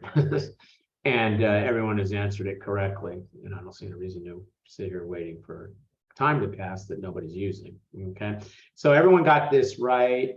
What? In our governmental funds, we do not have fixed assets. If there's no fixed assets, there's no depreciation. What are our governmental funds? General fund, capital project fund, debt service fund, private general fund, special revenue fund, debt service fund, capital project fund, permanent fund, right? GRAS. Just by remembering that, here's another question that's easy to get the answer to. All they want to see is, did you skip chapter 8, 9? That's what they're looking for. They're looking for that person with a question like that. Okay, good. I'm showing pretty much, okay, it's 6:51 just to be annoying. So we're going to come back at 7:01, guys, and pick up. What is this? Is that the end of this chapter? Is that the end of chapter? Yeah, it is. Chapter 8? Okay, good. So what we'll do is we will jump into chapter 9. So you may want to go ahead and pull that out, and we'll come back and we will pick up chapter 9, of course, from the beginning when we come back at, let's make it 7:01. 7:02. Okay, just so we get a full 10 minutes. 7:02. I know that's annoying. We'll come back and we'll pick up part 2 and see how far we get into chapter 9 tonight. I don't know if we'll be able to finish it, but we'll try. Okay. I'm going to pause the recording. Somebody remind me to start it back up.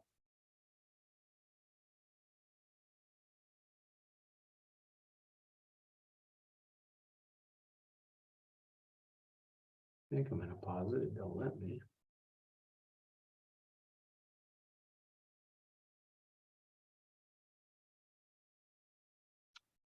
Yeah.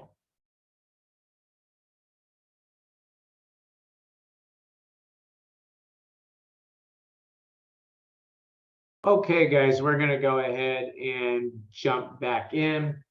And we're going to continue the discussion of governmental. I'm not going to go through point values here. Again, we've talked about governmental constituting what, 20 points on the exam. Although I will say that what we've talked about so far will be the heavier of those 20 points. When we get in this area up here will also be heavy. When we get to the proprietary funds, that's going to be sort of medium. And then the fiduciary funds do tend to be a little lighter, but I don't call out specific point values to that granular level. Again, governmental and not-for-profit together will probably constitute about 25 points on the exam. So I've said that a number of times now, so do not sleep on this stuff. I noticed I had one person that logged off here at the break. I'm not sure what their game plan is for passing the exam, because there is really no better opportunity than this right here, what we're doing right now today. And if I may say so, with me, that is the best approach for you to the best chance for you to get these points in governmental. Okay, but having said all that, let's jump into encumbrances. Now, this is an area that the many candidates struggle with, because it's probably something that if you haven't had a governmental class, you've had absolutely no exposure to. So I'm going to ask you to flashcard some key journal entries. We're going to look at some examples to help us to understand why we need to go through this encumbrance process. And then, of course, we'll look at some class questions together. So what happens? When a government orders goods and some services, but definitely goods, they are required to make a journal entry because they don't want to overspend their budget. Now, look, many entities have budgets, okay? Commercial entities have budgets. They may make journal entries associated with their budgets, but unlike commercial enterprises, government budgetary entries are standardized.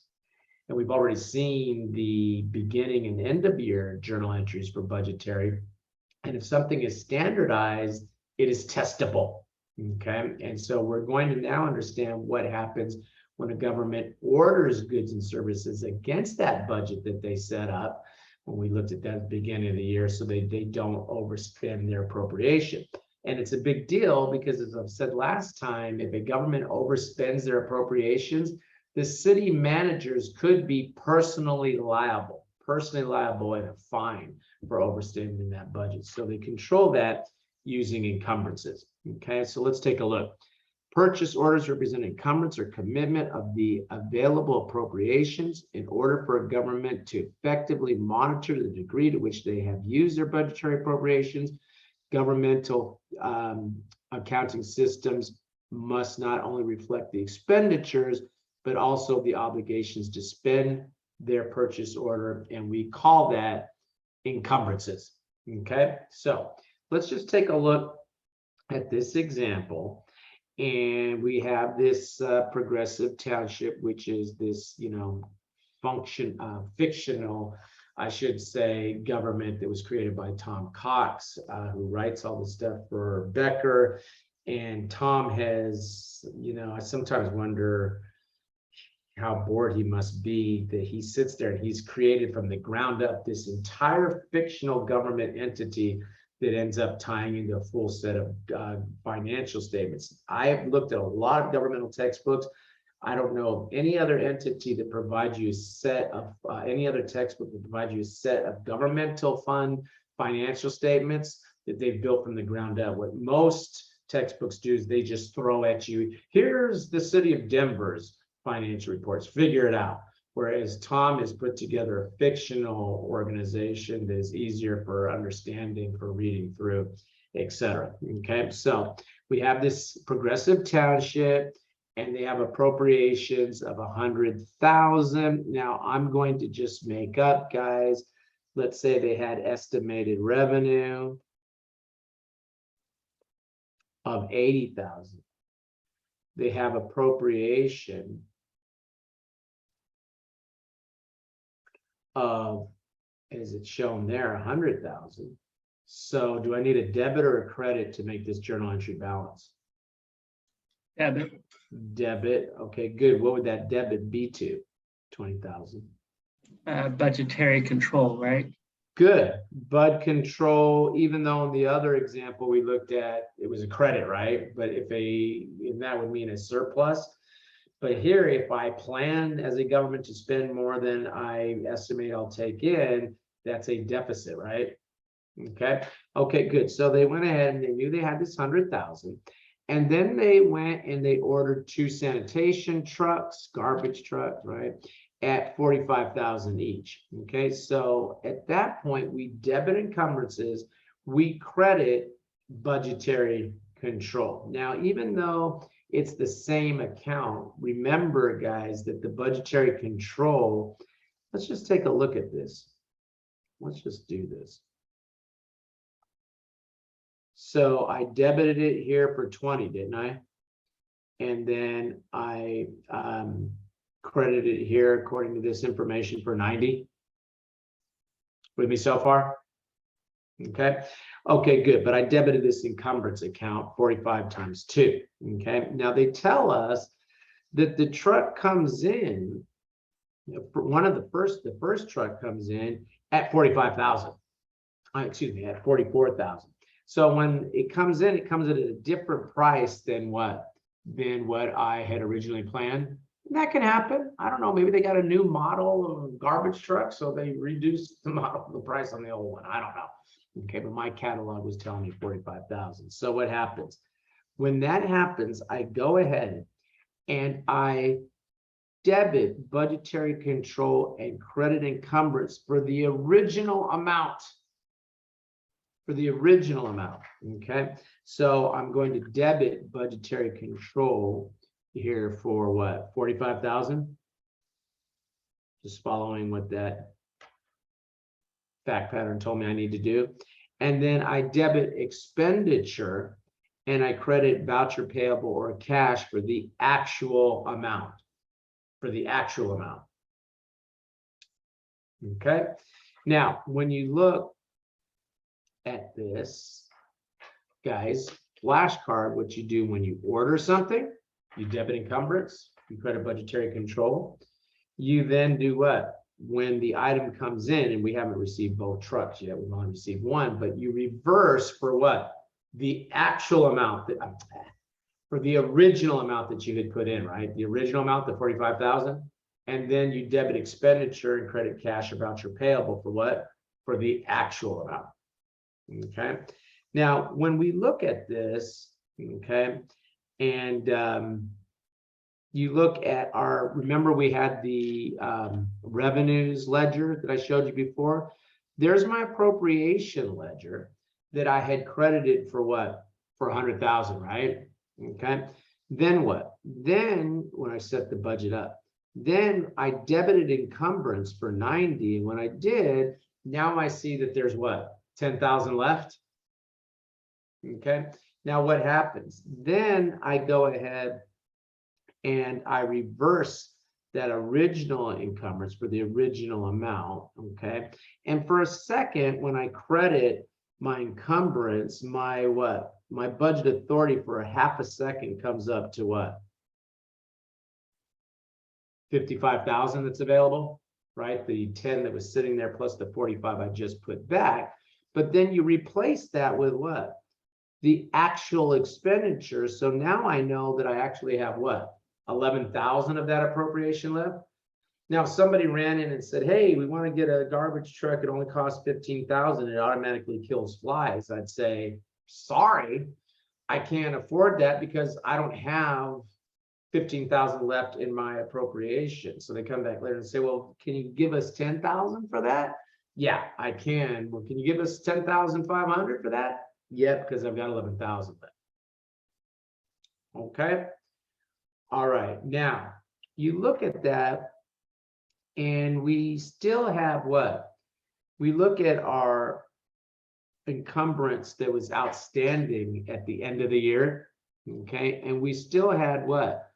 We still had sitting in our encumbrance, what, that 45,000 for that second truck. Okay. And so what happens? If an encumbrance is still outstanding at the end of the year, okay, then we will reverse the journal entry and include outstanding encumbrances in the appropriate fund balance classification. Usually encumbrance would be in fund balance committed or fund balance assigned. And again, guys, I apologize that when Tom wrote this, he used to have the description of the different categories of fund balance first, and somehow that got pushed back to after this. And so that's a little annoying, and I feel like calling him up and telling him fix that, please, but he probably won't listen to me anyway. So whatever. We'll get to the different categories of fund balance here in a minute and what they mean, okay? But when the encumbrance is still outstanding, because that second truck hasn't come in yet, flashcard that you still close the encumbrance entry as though the goods came in. And then you have to set up the fund balance this way so that you will go ahead and debit unassigned fund balance and credit fund balance. And he chose committed here. And again, we'll explain what that means here in a little while. For the encumbrance, encumbrance of the budget for the second truck that hasn't come in yet. Now, what I want you to do here is go ahead and put C, page 19, okay? And we're going to get to that in a second, but just come down here and see what happened. Originally, we had cash. It was all unassigned. We spent what? 44,000. So we still have 56,000 of cash, right?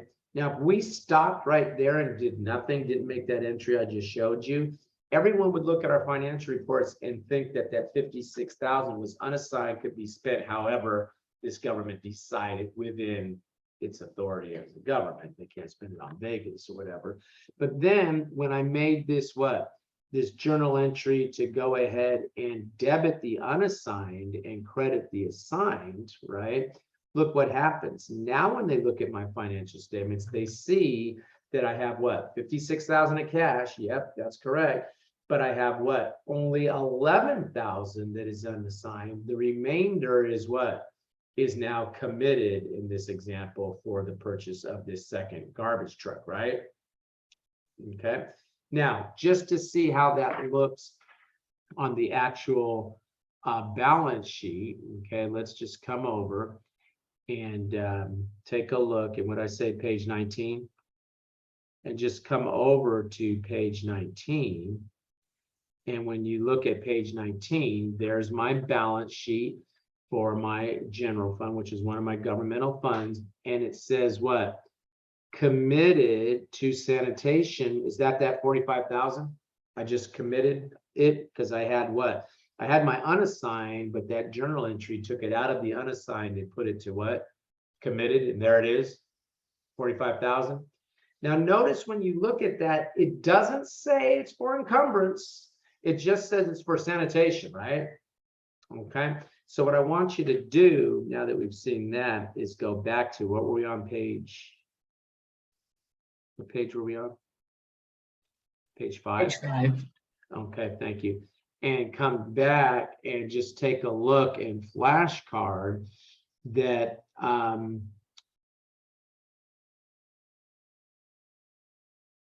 encumbrances will not be specifically detailed on the face of the financial statements, but may be disclosed. Okay, so we didn't call it encumbrances, we simply said it's for sanitation, but they may want to disclose specifically what the amount of outstanding encumbrances are. All right, with me so far? Okay, now let's get back to this T account I was doing over here. Okay, so didn't we debit budgetary control for 45,000 for that second truck at the end of the year that hadn't come in yet? Right? Come on, guys, concentrate. I debited it what? I debited there when the first truck came in, and I debited it again for the truck that hadn't come in yet that was still outstanding, right? That's two debits at 45,000. So all that's left in this budgetary control account right now is what? The 20,000 that I had debited at the beginning of the year. And what am I supposed to do at the end of the year with my budgetary entries? This was the beginning of the year. What do I do at the end of the year with my budgetary entries? Beginning of the year and end of the year. What do you do with them? Does it close to fund balance? No, end of the year, I reverse, First them. right? We said that last time. I simply reverse my appropriation. I debit that for 100,000. I credit the estimated revenue for 80,000. And I credit Bud control for 80,000. Isn't that what we do? Go looking back, look at chapter 8 right now, but that's what we did. Beginning of the year, you set them up, end of the year, you reverse them, you close them, don't you? Don't look surprised. You close all revenue and expenditure accounts, don't you? Anyway, so why should it surprise you that you're closing the budgetary accounts, except that you're doing in the opposite direction than you would normal revenue, normal expense accounts, right? So you close them, and when I credit that budgetary control account, is it zero? Is it zero now? Is it zero? Yes. Yes, So budgetary control is simply an account in which we hold it in there, right? Whatever we think it's going to be. And then when the year ends, we close it out, don't we? And we also hold in there our encumbrances. And when the end of the year comes, the stuff has either arrived, or if it hasn't arrived, we reverse it as though it has arrived, right? And it'll close out to zero.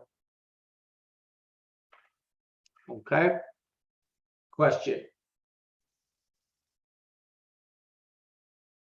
Okay. Now, one more thing I want you to flashcard here, which is encumbrances are generally not used for recurring expenditures such as salaries, and you can even put in here interest. Okay, what happens? Well, look, you don't have a situation where you accidentally hire people, do you? Gee, I didn't know that guy was hired. I guess we have to pay them. You know how many employees you have. You know what you're paying them. You appropriate what you need to meet payroll. So there is no need for encumbrance on salaries. Interest, you know what the outstanding debt is. You know what the interest rate is. It's not like, oh, gee, oh, what a surprise. All of a sudden I have to pay this interest. You know what the interest debt service is going to be. You do what? You appropriate what you need to meet your debt service. And there is no requirement that you use encumbrance for expenditures like that, recurring expenditures. Okay. All right, good. Now, meanwhile, where's that second garbage truck? It's got to get here, doesn't it? Eventually. Okay. So when it finally gets here, we will go ahead, and when it gets here, and they're kind of not showing you something here, guys, that I'm going to go ahead and show you.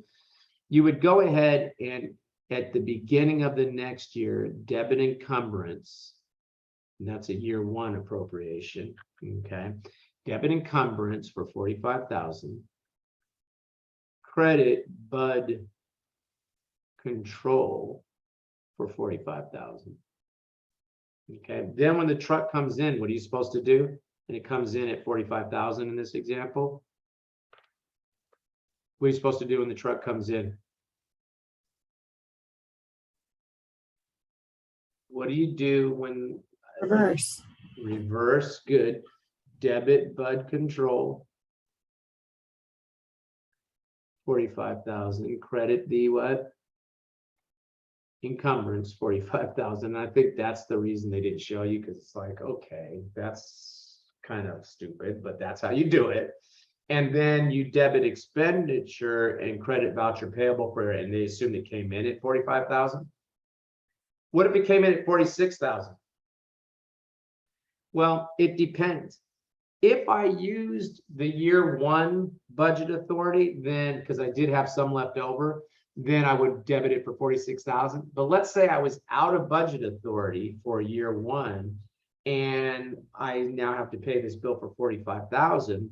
Well, I could do what?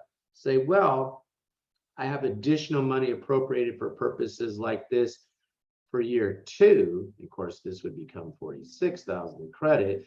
And I could literally sit there and debit expenditure against appropriation for a second year.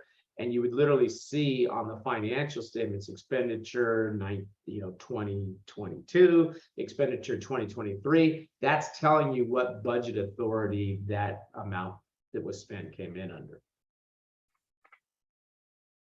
Okay. Okay, good. Let's come over with all that and let's take a look at a couple of multiple choice questions. And guys, we went through that kind of fast, but I got to tell you, very key area on the exam. I promise you, you'll get 4 or 5 questions just like that, just like these ones we're about to look at that test your understanding of that material. Easy, easy points once you get used to this stuff. Is there a question?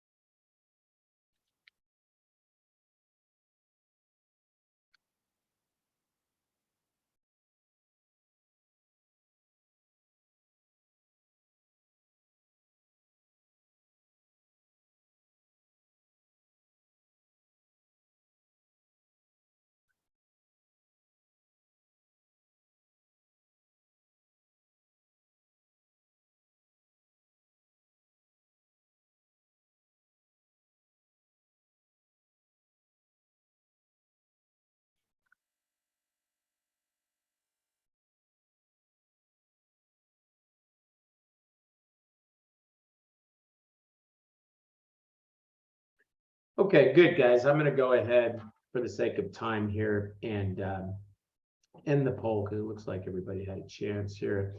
And what happens? Again, guys, when they give you a question like this, I would make the entire journal entries. So I'm going to do what? When I issue a purchase order, they give me numbers, but I debit encumbrance, I credit what? I credit the bud control, don't I? Or whatever it is.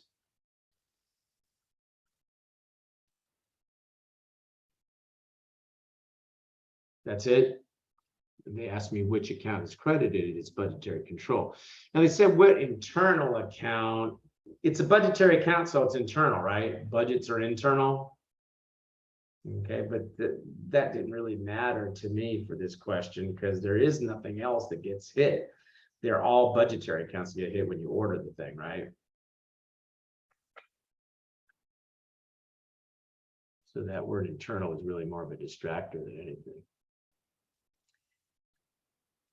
Okay, question? All right, good. Let's take a look at the next one here.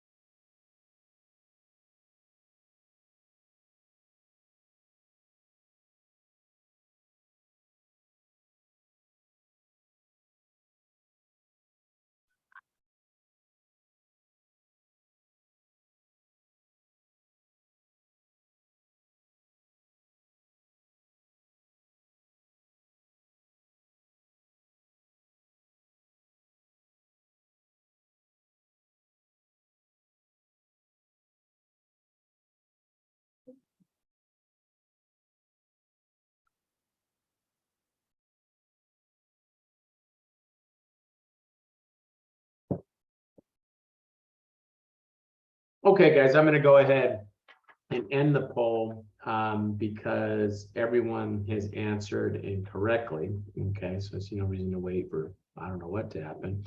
Okay, so let's go ahead though and look at this one. And again, remember guys, when you're on your exam, your governmental accounting questions could be scattered across your 2 multiple choice testlets.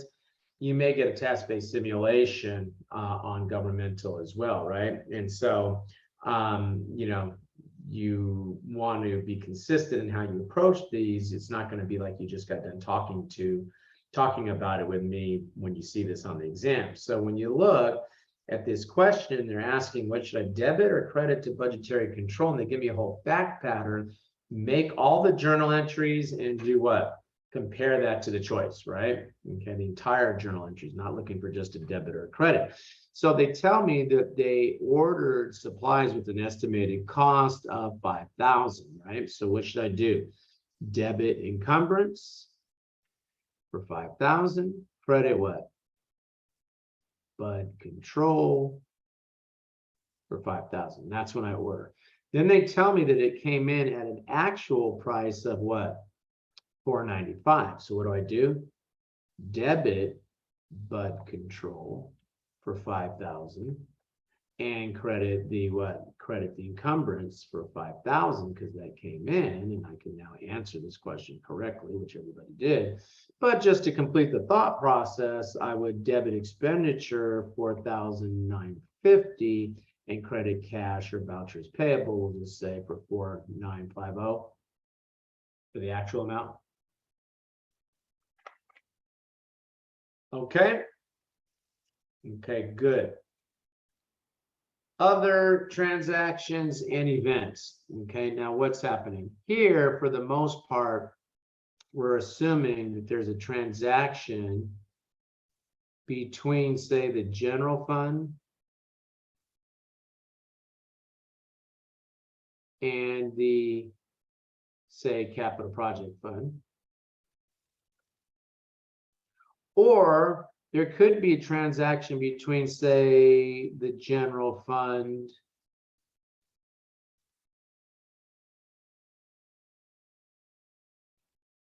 and, say, a proprietary fund like the internal service fund. Okay, so when we talk about inter-fund activity, that's what we're talking about here. And when we look at this, these inter-fund activities fall into 2 broad categories, either reciprocal or non-reciprocal. Now, don't worry, you're not going to have to take the reciprocal to figure this out. There, one time, Becker wanted me to teach the CFA exam. They used to have a CFA review course. So they asked me to teach one of those classes. I tried to teach a couple of them. And in one of them, in order to answer the question, you had to take the reciprocal, you know, when you do the reciprocal in fractions in order to get the answer. That's when I told Becker, I ain't teaching that no more. I didn't understand the reciprocal in the 4th grade, and I ain't going to understand it now. So I ain't going to deal with no reciprocals, okay? So you don't have to take the reciprocal, but reciprocal means that both entities will benefit. Non-reciprocal means that only one entity will benefit. Okay, so if it is what? If it is an inter-fund loan, we're talking about receivables and payables. Now come down and let's just use some to co-op some of this space down here at the bottom, okay, to see how that would work. So say general fund loans 10,000 to, and we'll just say the capital project fund. What'll happen? In the general fund, we will debit due from CPF, as capital project fund, 10,000, and credit cash. In the capital project fund, for that transaction, we will debit cash 10,000 and credit due to, GF is not girlfriend, it's general fund, due to general fund for that 10,000.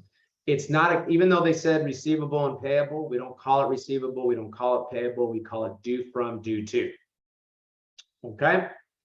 Now, let's say it is interfund services provided and used. Well, really, what happens there? That is a situation where, say, the internal service fund provided a service to the general fund. Remember, we said, hey, they would work on police cars in the motor pool or something, okay? And the internal service fund would charge the general fund for that work. So now you could say, to do the journal entry for that one, to do a journal entry for that one. Okay, so that'll come down over here.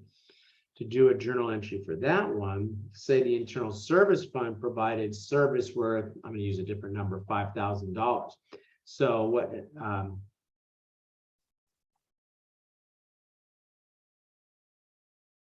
to general fund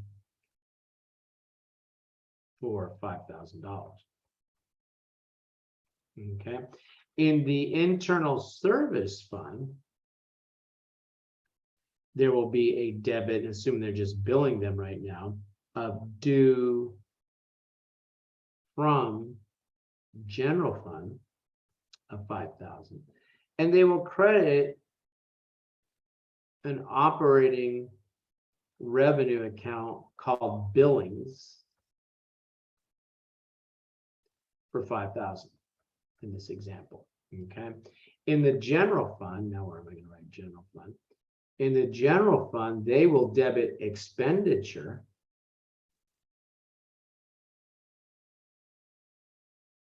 for 5,000 because they're getting a service, and they will credit what? Due to internal service fund for 5,000. We call that reciprocal because what? The general fund's getting the service and the internal service fund is taking the revenue, right? With me so far? The loan is reciprocal because what? Because the capital project fund eventually is supposed to give that back, aren't they? It's a loan, okay? Now, if it's non-reciprocal, that means that what?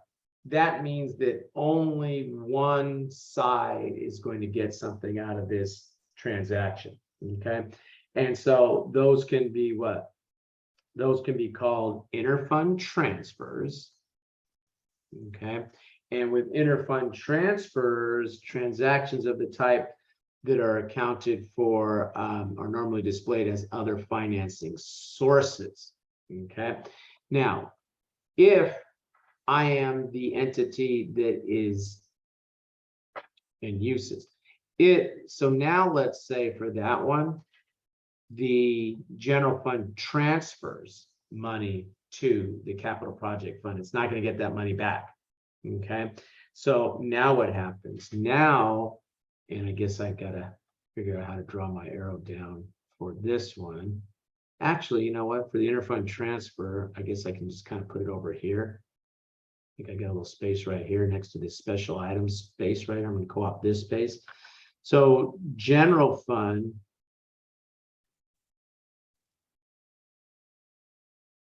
transfers, let's make it 8,000 to, let's make it to the debt service fund. Let's make it to the debt service fund. Okay, so in the general fund, they will debit other financing uses. Other financing uses are like a non-operating expense, right? But we don't call it that. We call it other financing use. They'll debit other financing use 8,000. They'll credit cash 8,000. And in the what? That's for the general fund. In the debt service fund, they're going to do what? They're going to debit cash 8,000, and they're going to credit other financing source. That says other financing source, guys. Just write down what I'm saying. Don't try to read it. It's too sloppy. credit other financing sources, other financing source, credit other financing source, 8,000. Okay, now look, where do other financing sources and uses show up? Which financial statement? Governmental funds prepare two financial statements, a balance sheet and a statement of revenues, expenditures, and change in fund balance. Which one? Statement of revenue and changes in fund balances. Statement of revenues, expenditures, and changes in fund balance. That's correct. The operating statement, it's like an income statement, right? Okay, so what happens when you go ahead and you take a look at page 20 again? We looked at this earlier, guys, but let's just look again. Page 20, there's my what? There's my other financing sources and uses. And you can see that the other financing source is what? Is an add. The other financing use, the transfer out, is a subtract. It's like an expense, like a non-operating expense. Other financing source like a non-operating revenue, right? Okay. So I want you to put a flashcard right here. Put a flashcard right here. And I'm not going to write down what I want you to flashcard. I'm going to dictate it to you. Ready? What are, because you can't read my writing anyway, so you might as well just take the dictation. What are the two other financing sources? What are the two other financing sources? What are the two other financing sources? And they are what? Long-term debt proceeds, like bond proceeds, right? Long-term debt proceeds and transfers in. It's right there because I wrote in the long-term debt proceeds and that was an add. And you could see that the transfers in is an add. The two other financing sources are what? Transfers in and long-term debt proceeds. Got that? Okay. Second flashcard. We got two flashcards here. Second flashcard. What is the one other financing use? What is the one other financing use? And answer there is what? Transfers out. You can see it right there, right? Transfer out is the other financing use. Okay, so I do that because, you hear transfer in, transfer out of the financing source of the financing use, bond proceeds, you think there's 52 things, right? In reality, there's two other financing sources and what? Only one other financing use. Okay, now in that situation, going back now to page, what is it, Michael? Page 8. Page 8. Okay, going back to page 8, that part that we just made that flashcard for, we were only talking about the non-reciprocal, right? Which is the transfers, other financing sources and uses. Okay. So flashcard, the nature of the reciprocal, interfund loans and interfund services, and the non-reciprocal, which are essentially the transfers. Okay. Question.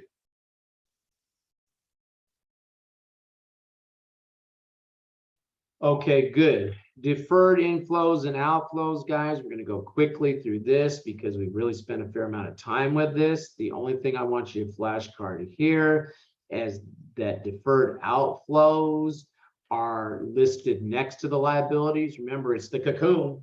It's not a liability anymore, but it's also not the revenue butterfly, but we list it next to the liabilities. Deferred inflows are sort of like prepaids, but not quite. And deferred inflows are listed next to the assets. That's all I want you to know there. Okay, just their positioning on the balance sheet. Now you come over, and we already know this, but I just want to go ahead and show you this one, assets associated with unavailable revenue. And when an asset is recorded in governmental fund financial statements, but the revenue is not available, meaning that what? It's going to be collected more than 60 days after year end. We've already seen that we treat that as what? Deferred inflow. And I gave you some examples of that.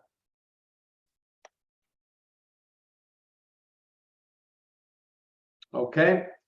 Okay, I think they go on a bit here, guys. So I want to move us to the next thing that's annoying, but we got to deal with it. I say it's annoying because in my opinion, they should have already talked about this, okay? But we have different categories of fund balance. There are 5 categories of fund balance, and our fund balances are either non-spendable or they are spendable.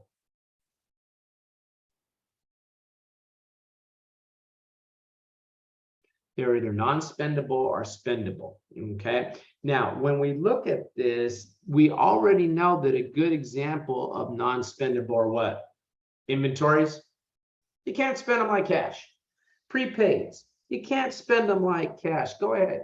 Go to Safeway and say, well, I prepaid my insurance policy for the year, so give me some, milk. Safeway's gonna say, well, I'm sorry, got any cash? Got something you can spend? Can't spend prepaid insurance here. Okay, so those are considered non-spendable, and we saw how that inventory, the 55,000 of inventory, was also 55,000 non-spendable. Okay, now the rest are spendable, but we list them from what? Hardest to spend to easiest. Okay, so this is a hierarchical list on how hard it is to spend versus how easy it is to spend. Okay, and they start out telling us, well, something is considered restricted. Okay, if we have promised creditors, and you can put here bondholders,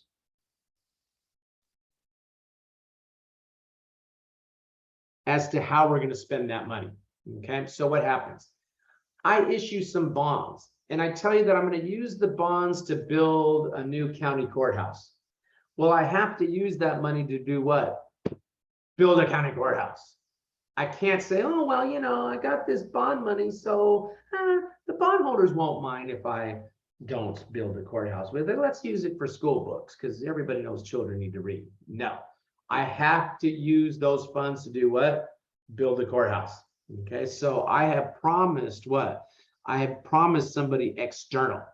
Okay, grantors, people that gave me the money, like a higher level of government for a particular purpose. Legislation, but I want you to put here enabling. Enabling legislation. Okay, make sure you put enabling legislation here because that gets a little confusing. Enabling legislation is the same legislation that raised the tax for me, also tells me how I have to use it. For example, state of California passed the law some years back that they can take money from your check to fund disability insurance, right?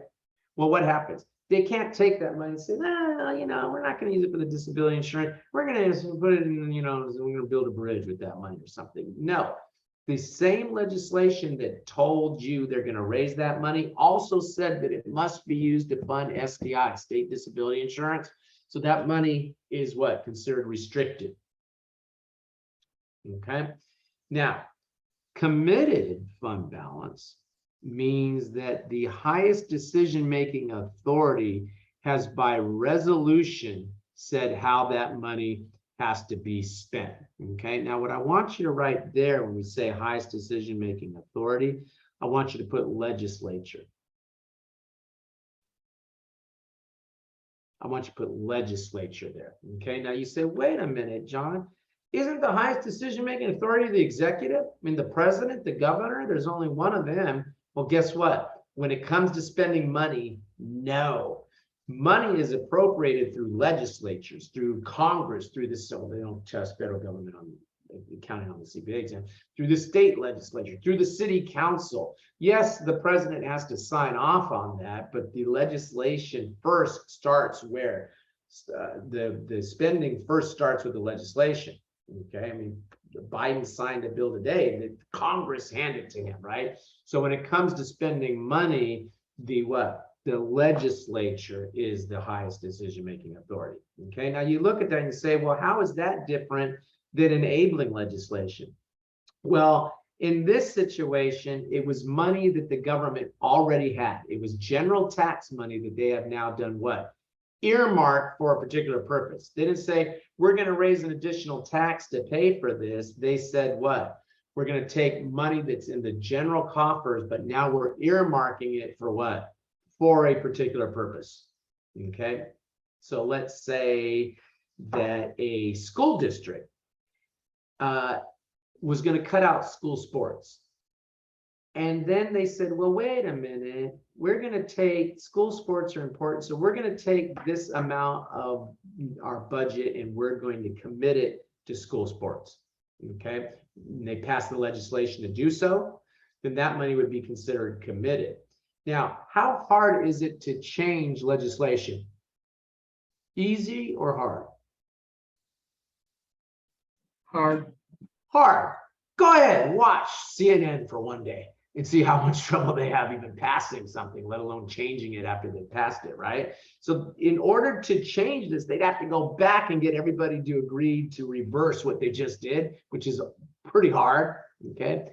That is different than assigned fund balance, okay? Now what happens? Now what's happened is the city managers have decided how they're going to use some money. Okay, or the people that run that particular government entity. So let's say we have a school district and the school district says, you know what, we've got some money. We're going to put solar panels on all the roofs of all the schools. That'll save us in the long run on electricity. And then for our utilities. And then they look and they realize that all of their school books say that George Washington discovered America. And they're like, oh man, we've got to fix that. We can't use these school books. So they change their mind. They can do that. Okay, so even though initially they would have what? They would have assigned that money and say it's being used for education. And they would have assigned it, the money was committed for education, but it was assigned for the purchase of solar panels. But then they can change their mind and say, well, it's still education because we got to fix these school books, right? We got to get new ones. So they just change their mind. Okay. Unassigned, they don't have to go back to the legislature. Unassigned fund balance, and only the general fund should have a positive unassigned fund balance. Okay. Now, what does that mean? Well, let's just come up with an example here. Let's just do, say, capital project fund. And let's say the capital project fund issues some bonds, and they issue bonds in the amount of $200,000 to build a county courthouse. I know, guys, you can't build anything for $200,000, but these days, but just humor me, okay? So they have some cash because they issued the bonds, right? And let's say they had some inventory sitting around that they could use for this. I don't know, they had some, doors or something that they can use in the county courthouse. So they had inventory sitting around of, say, 20,000.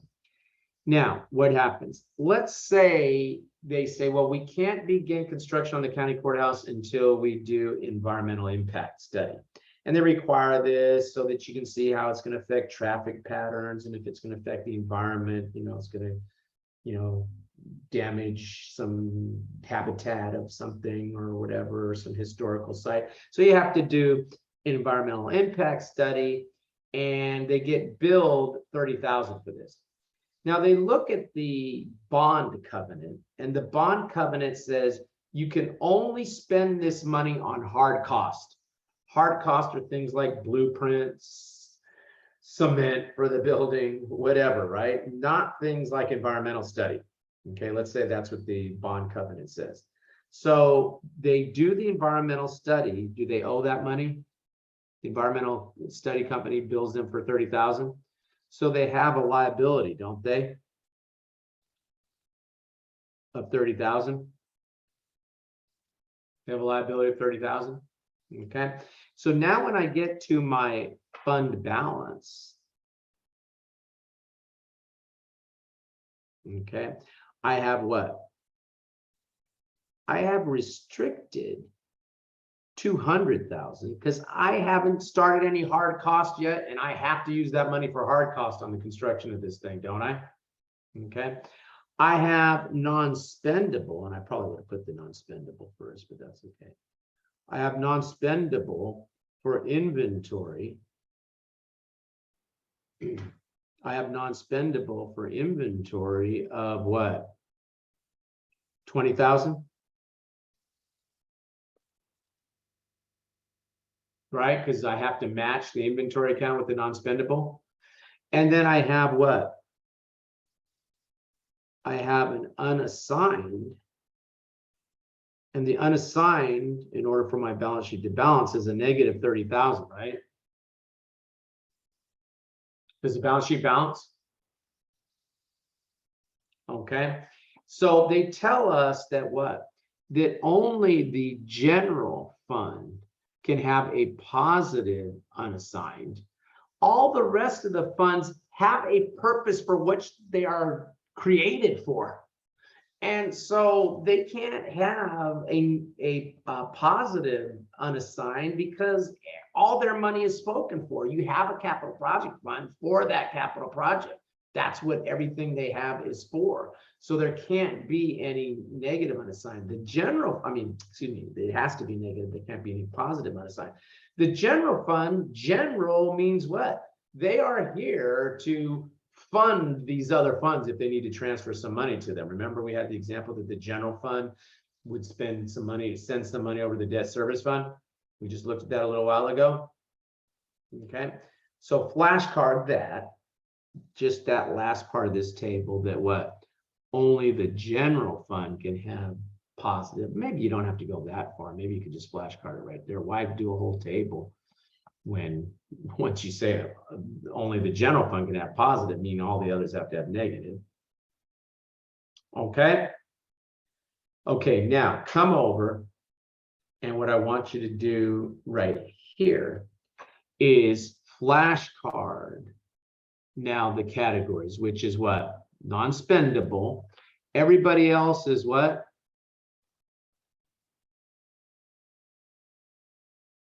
Spendable. Right? All these guys are spendable. And guys, I'm going to give you a silly mnemonic. Spendable Raquel.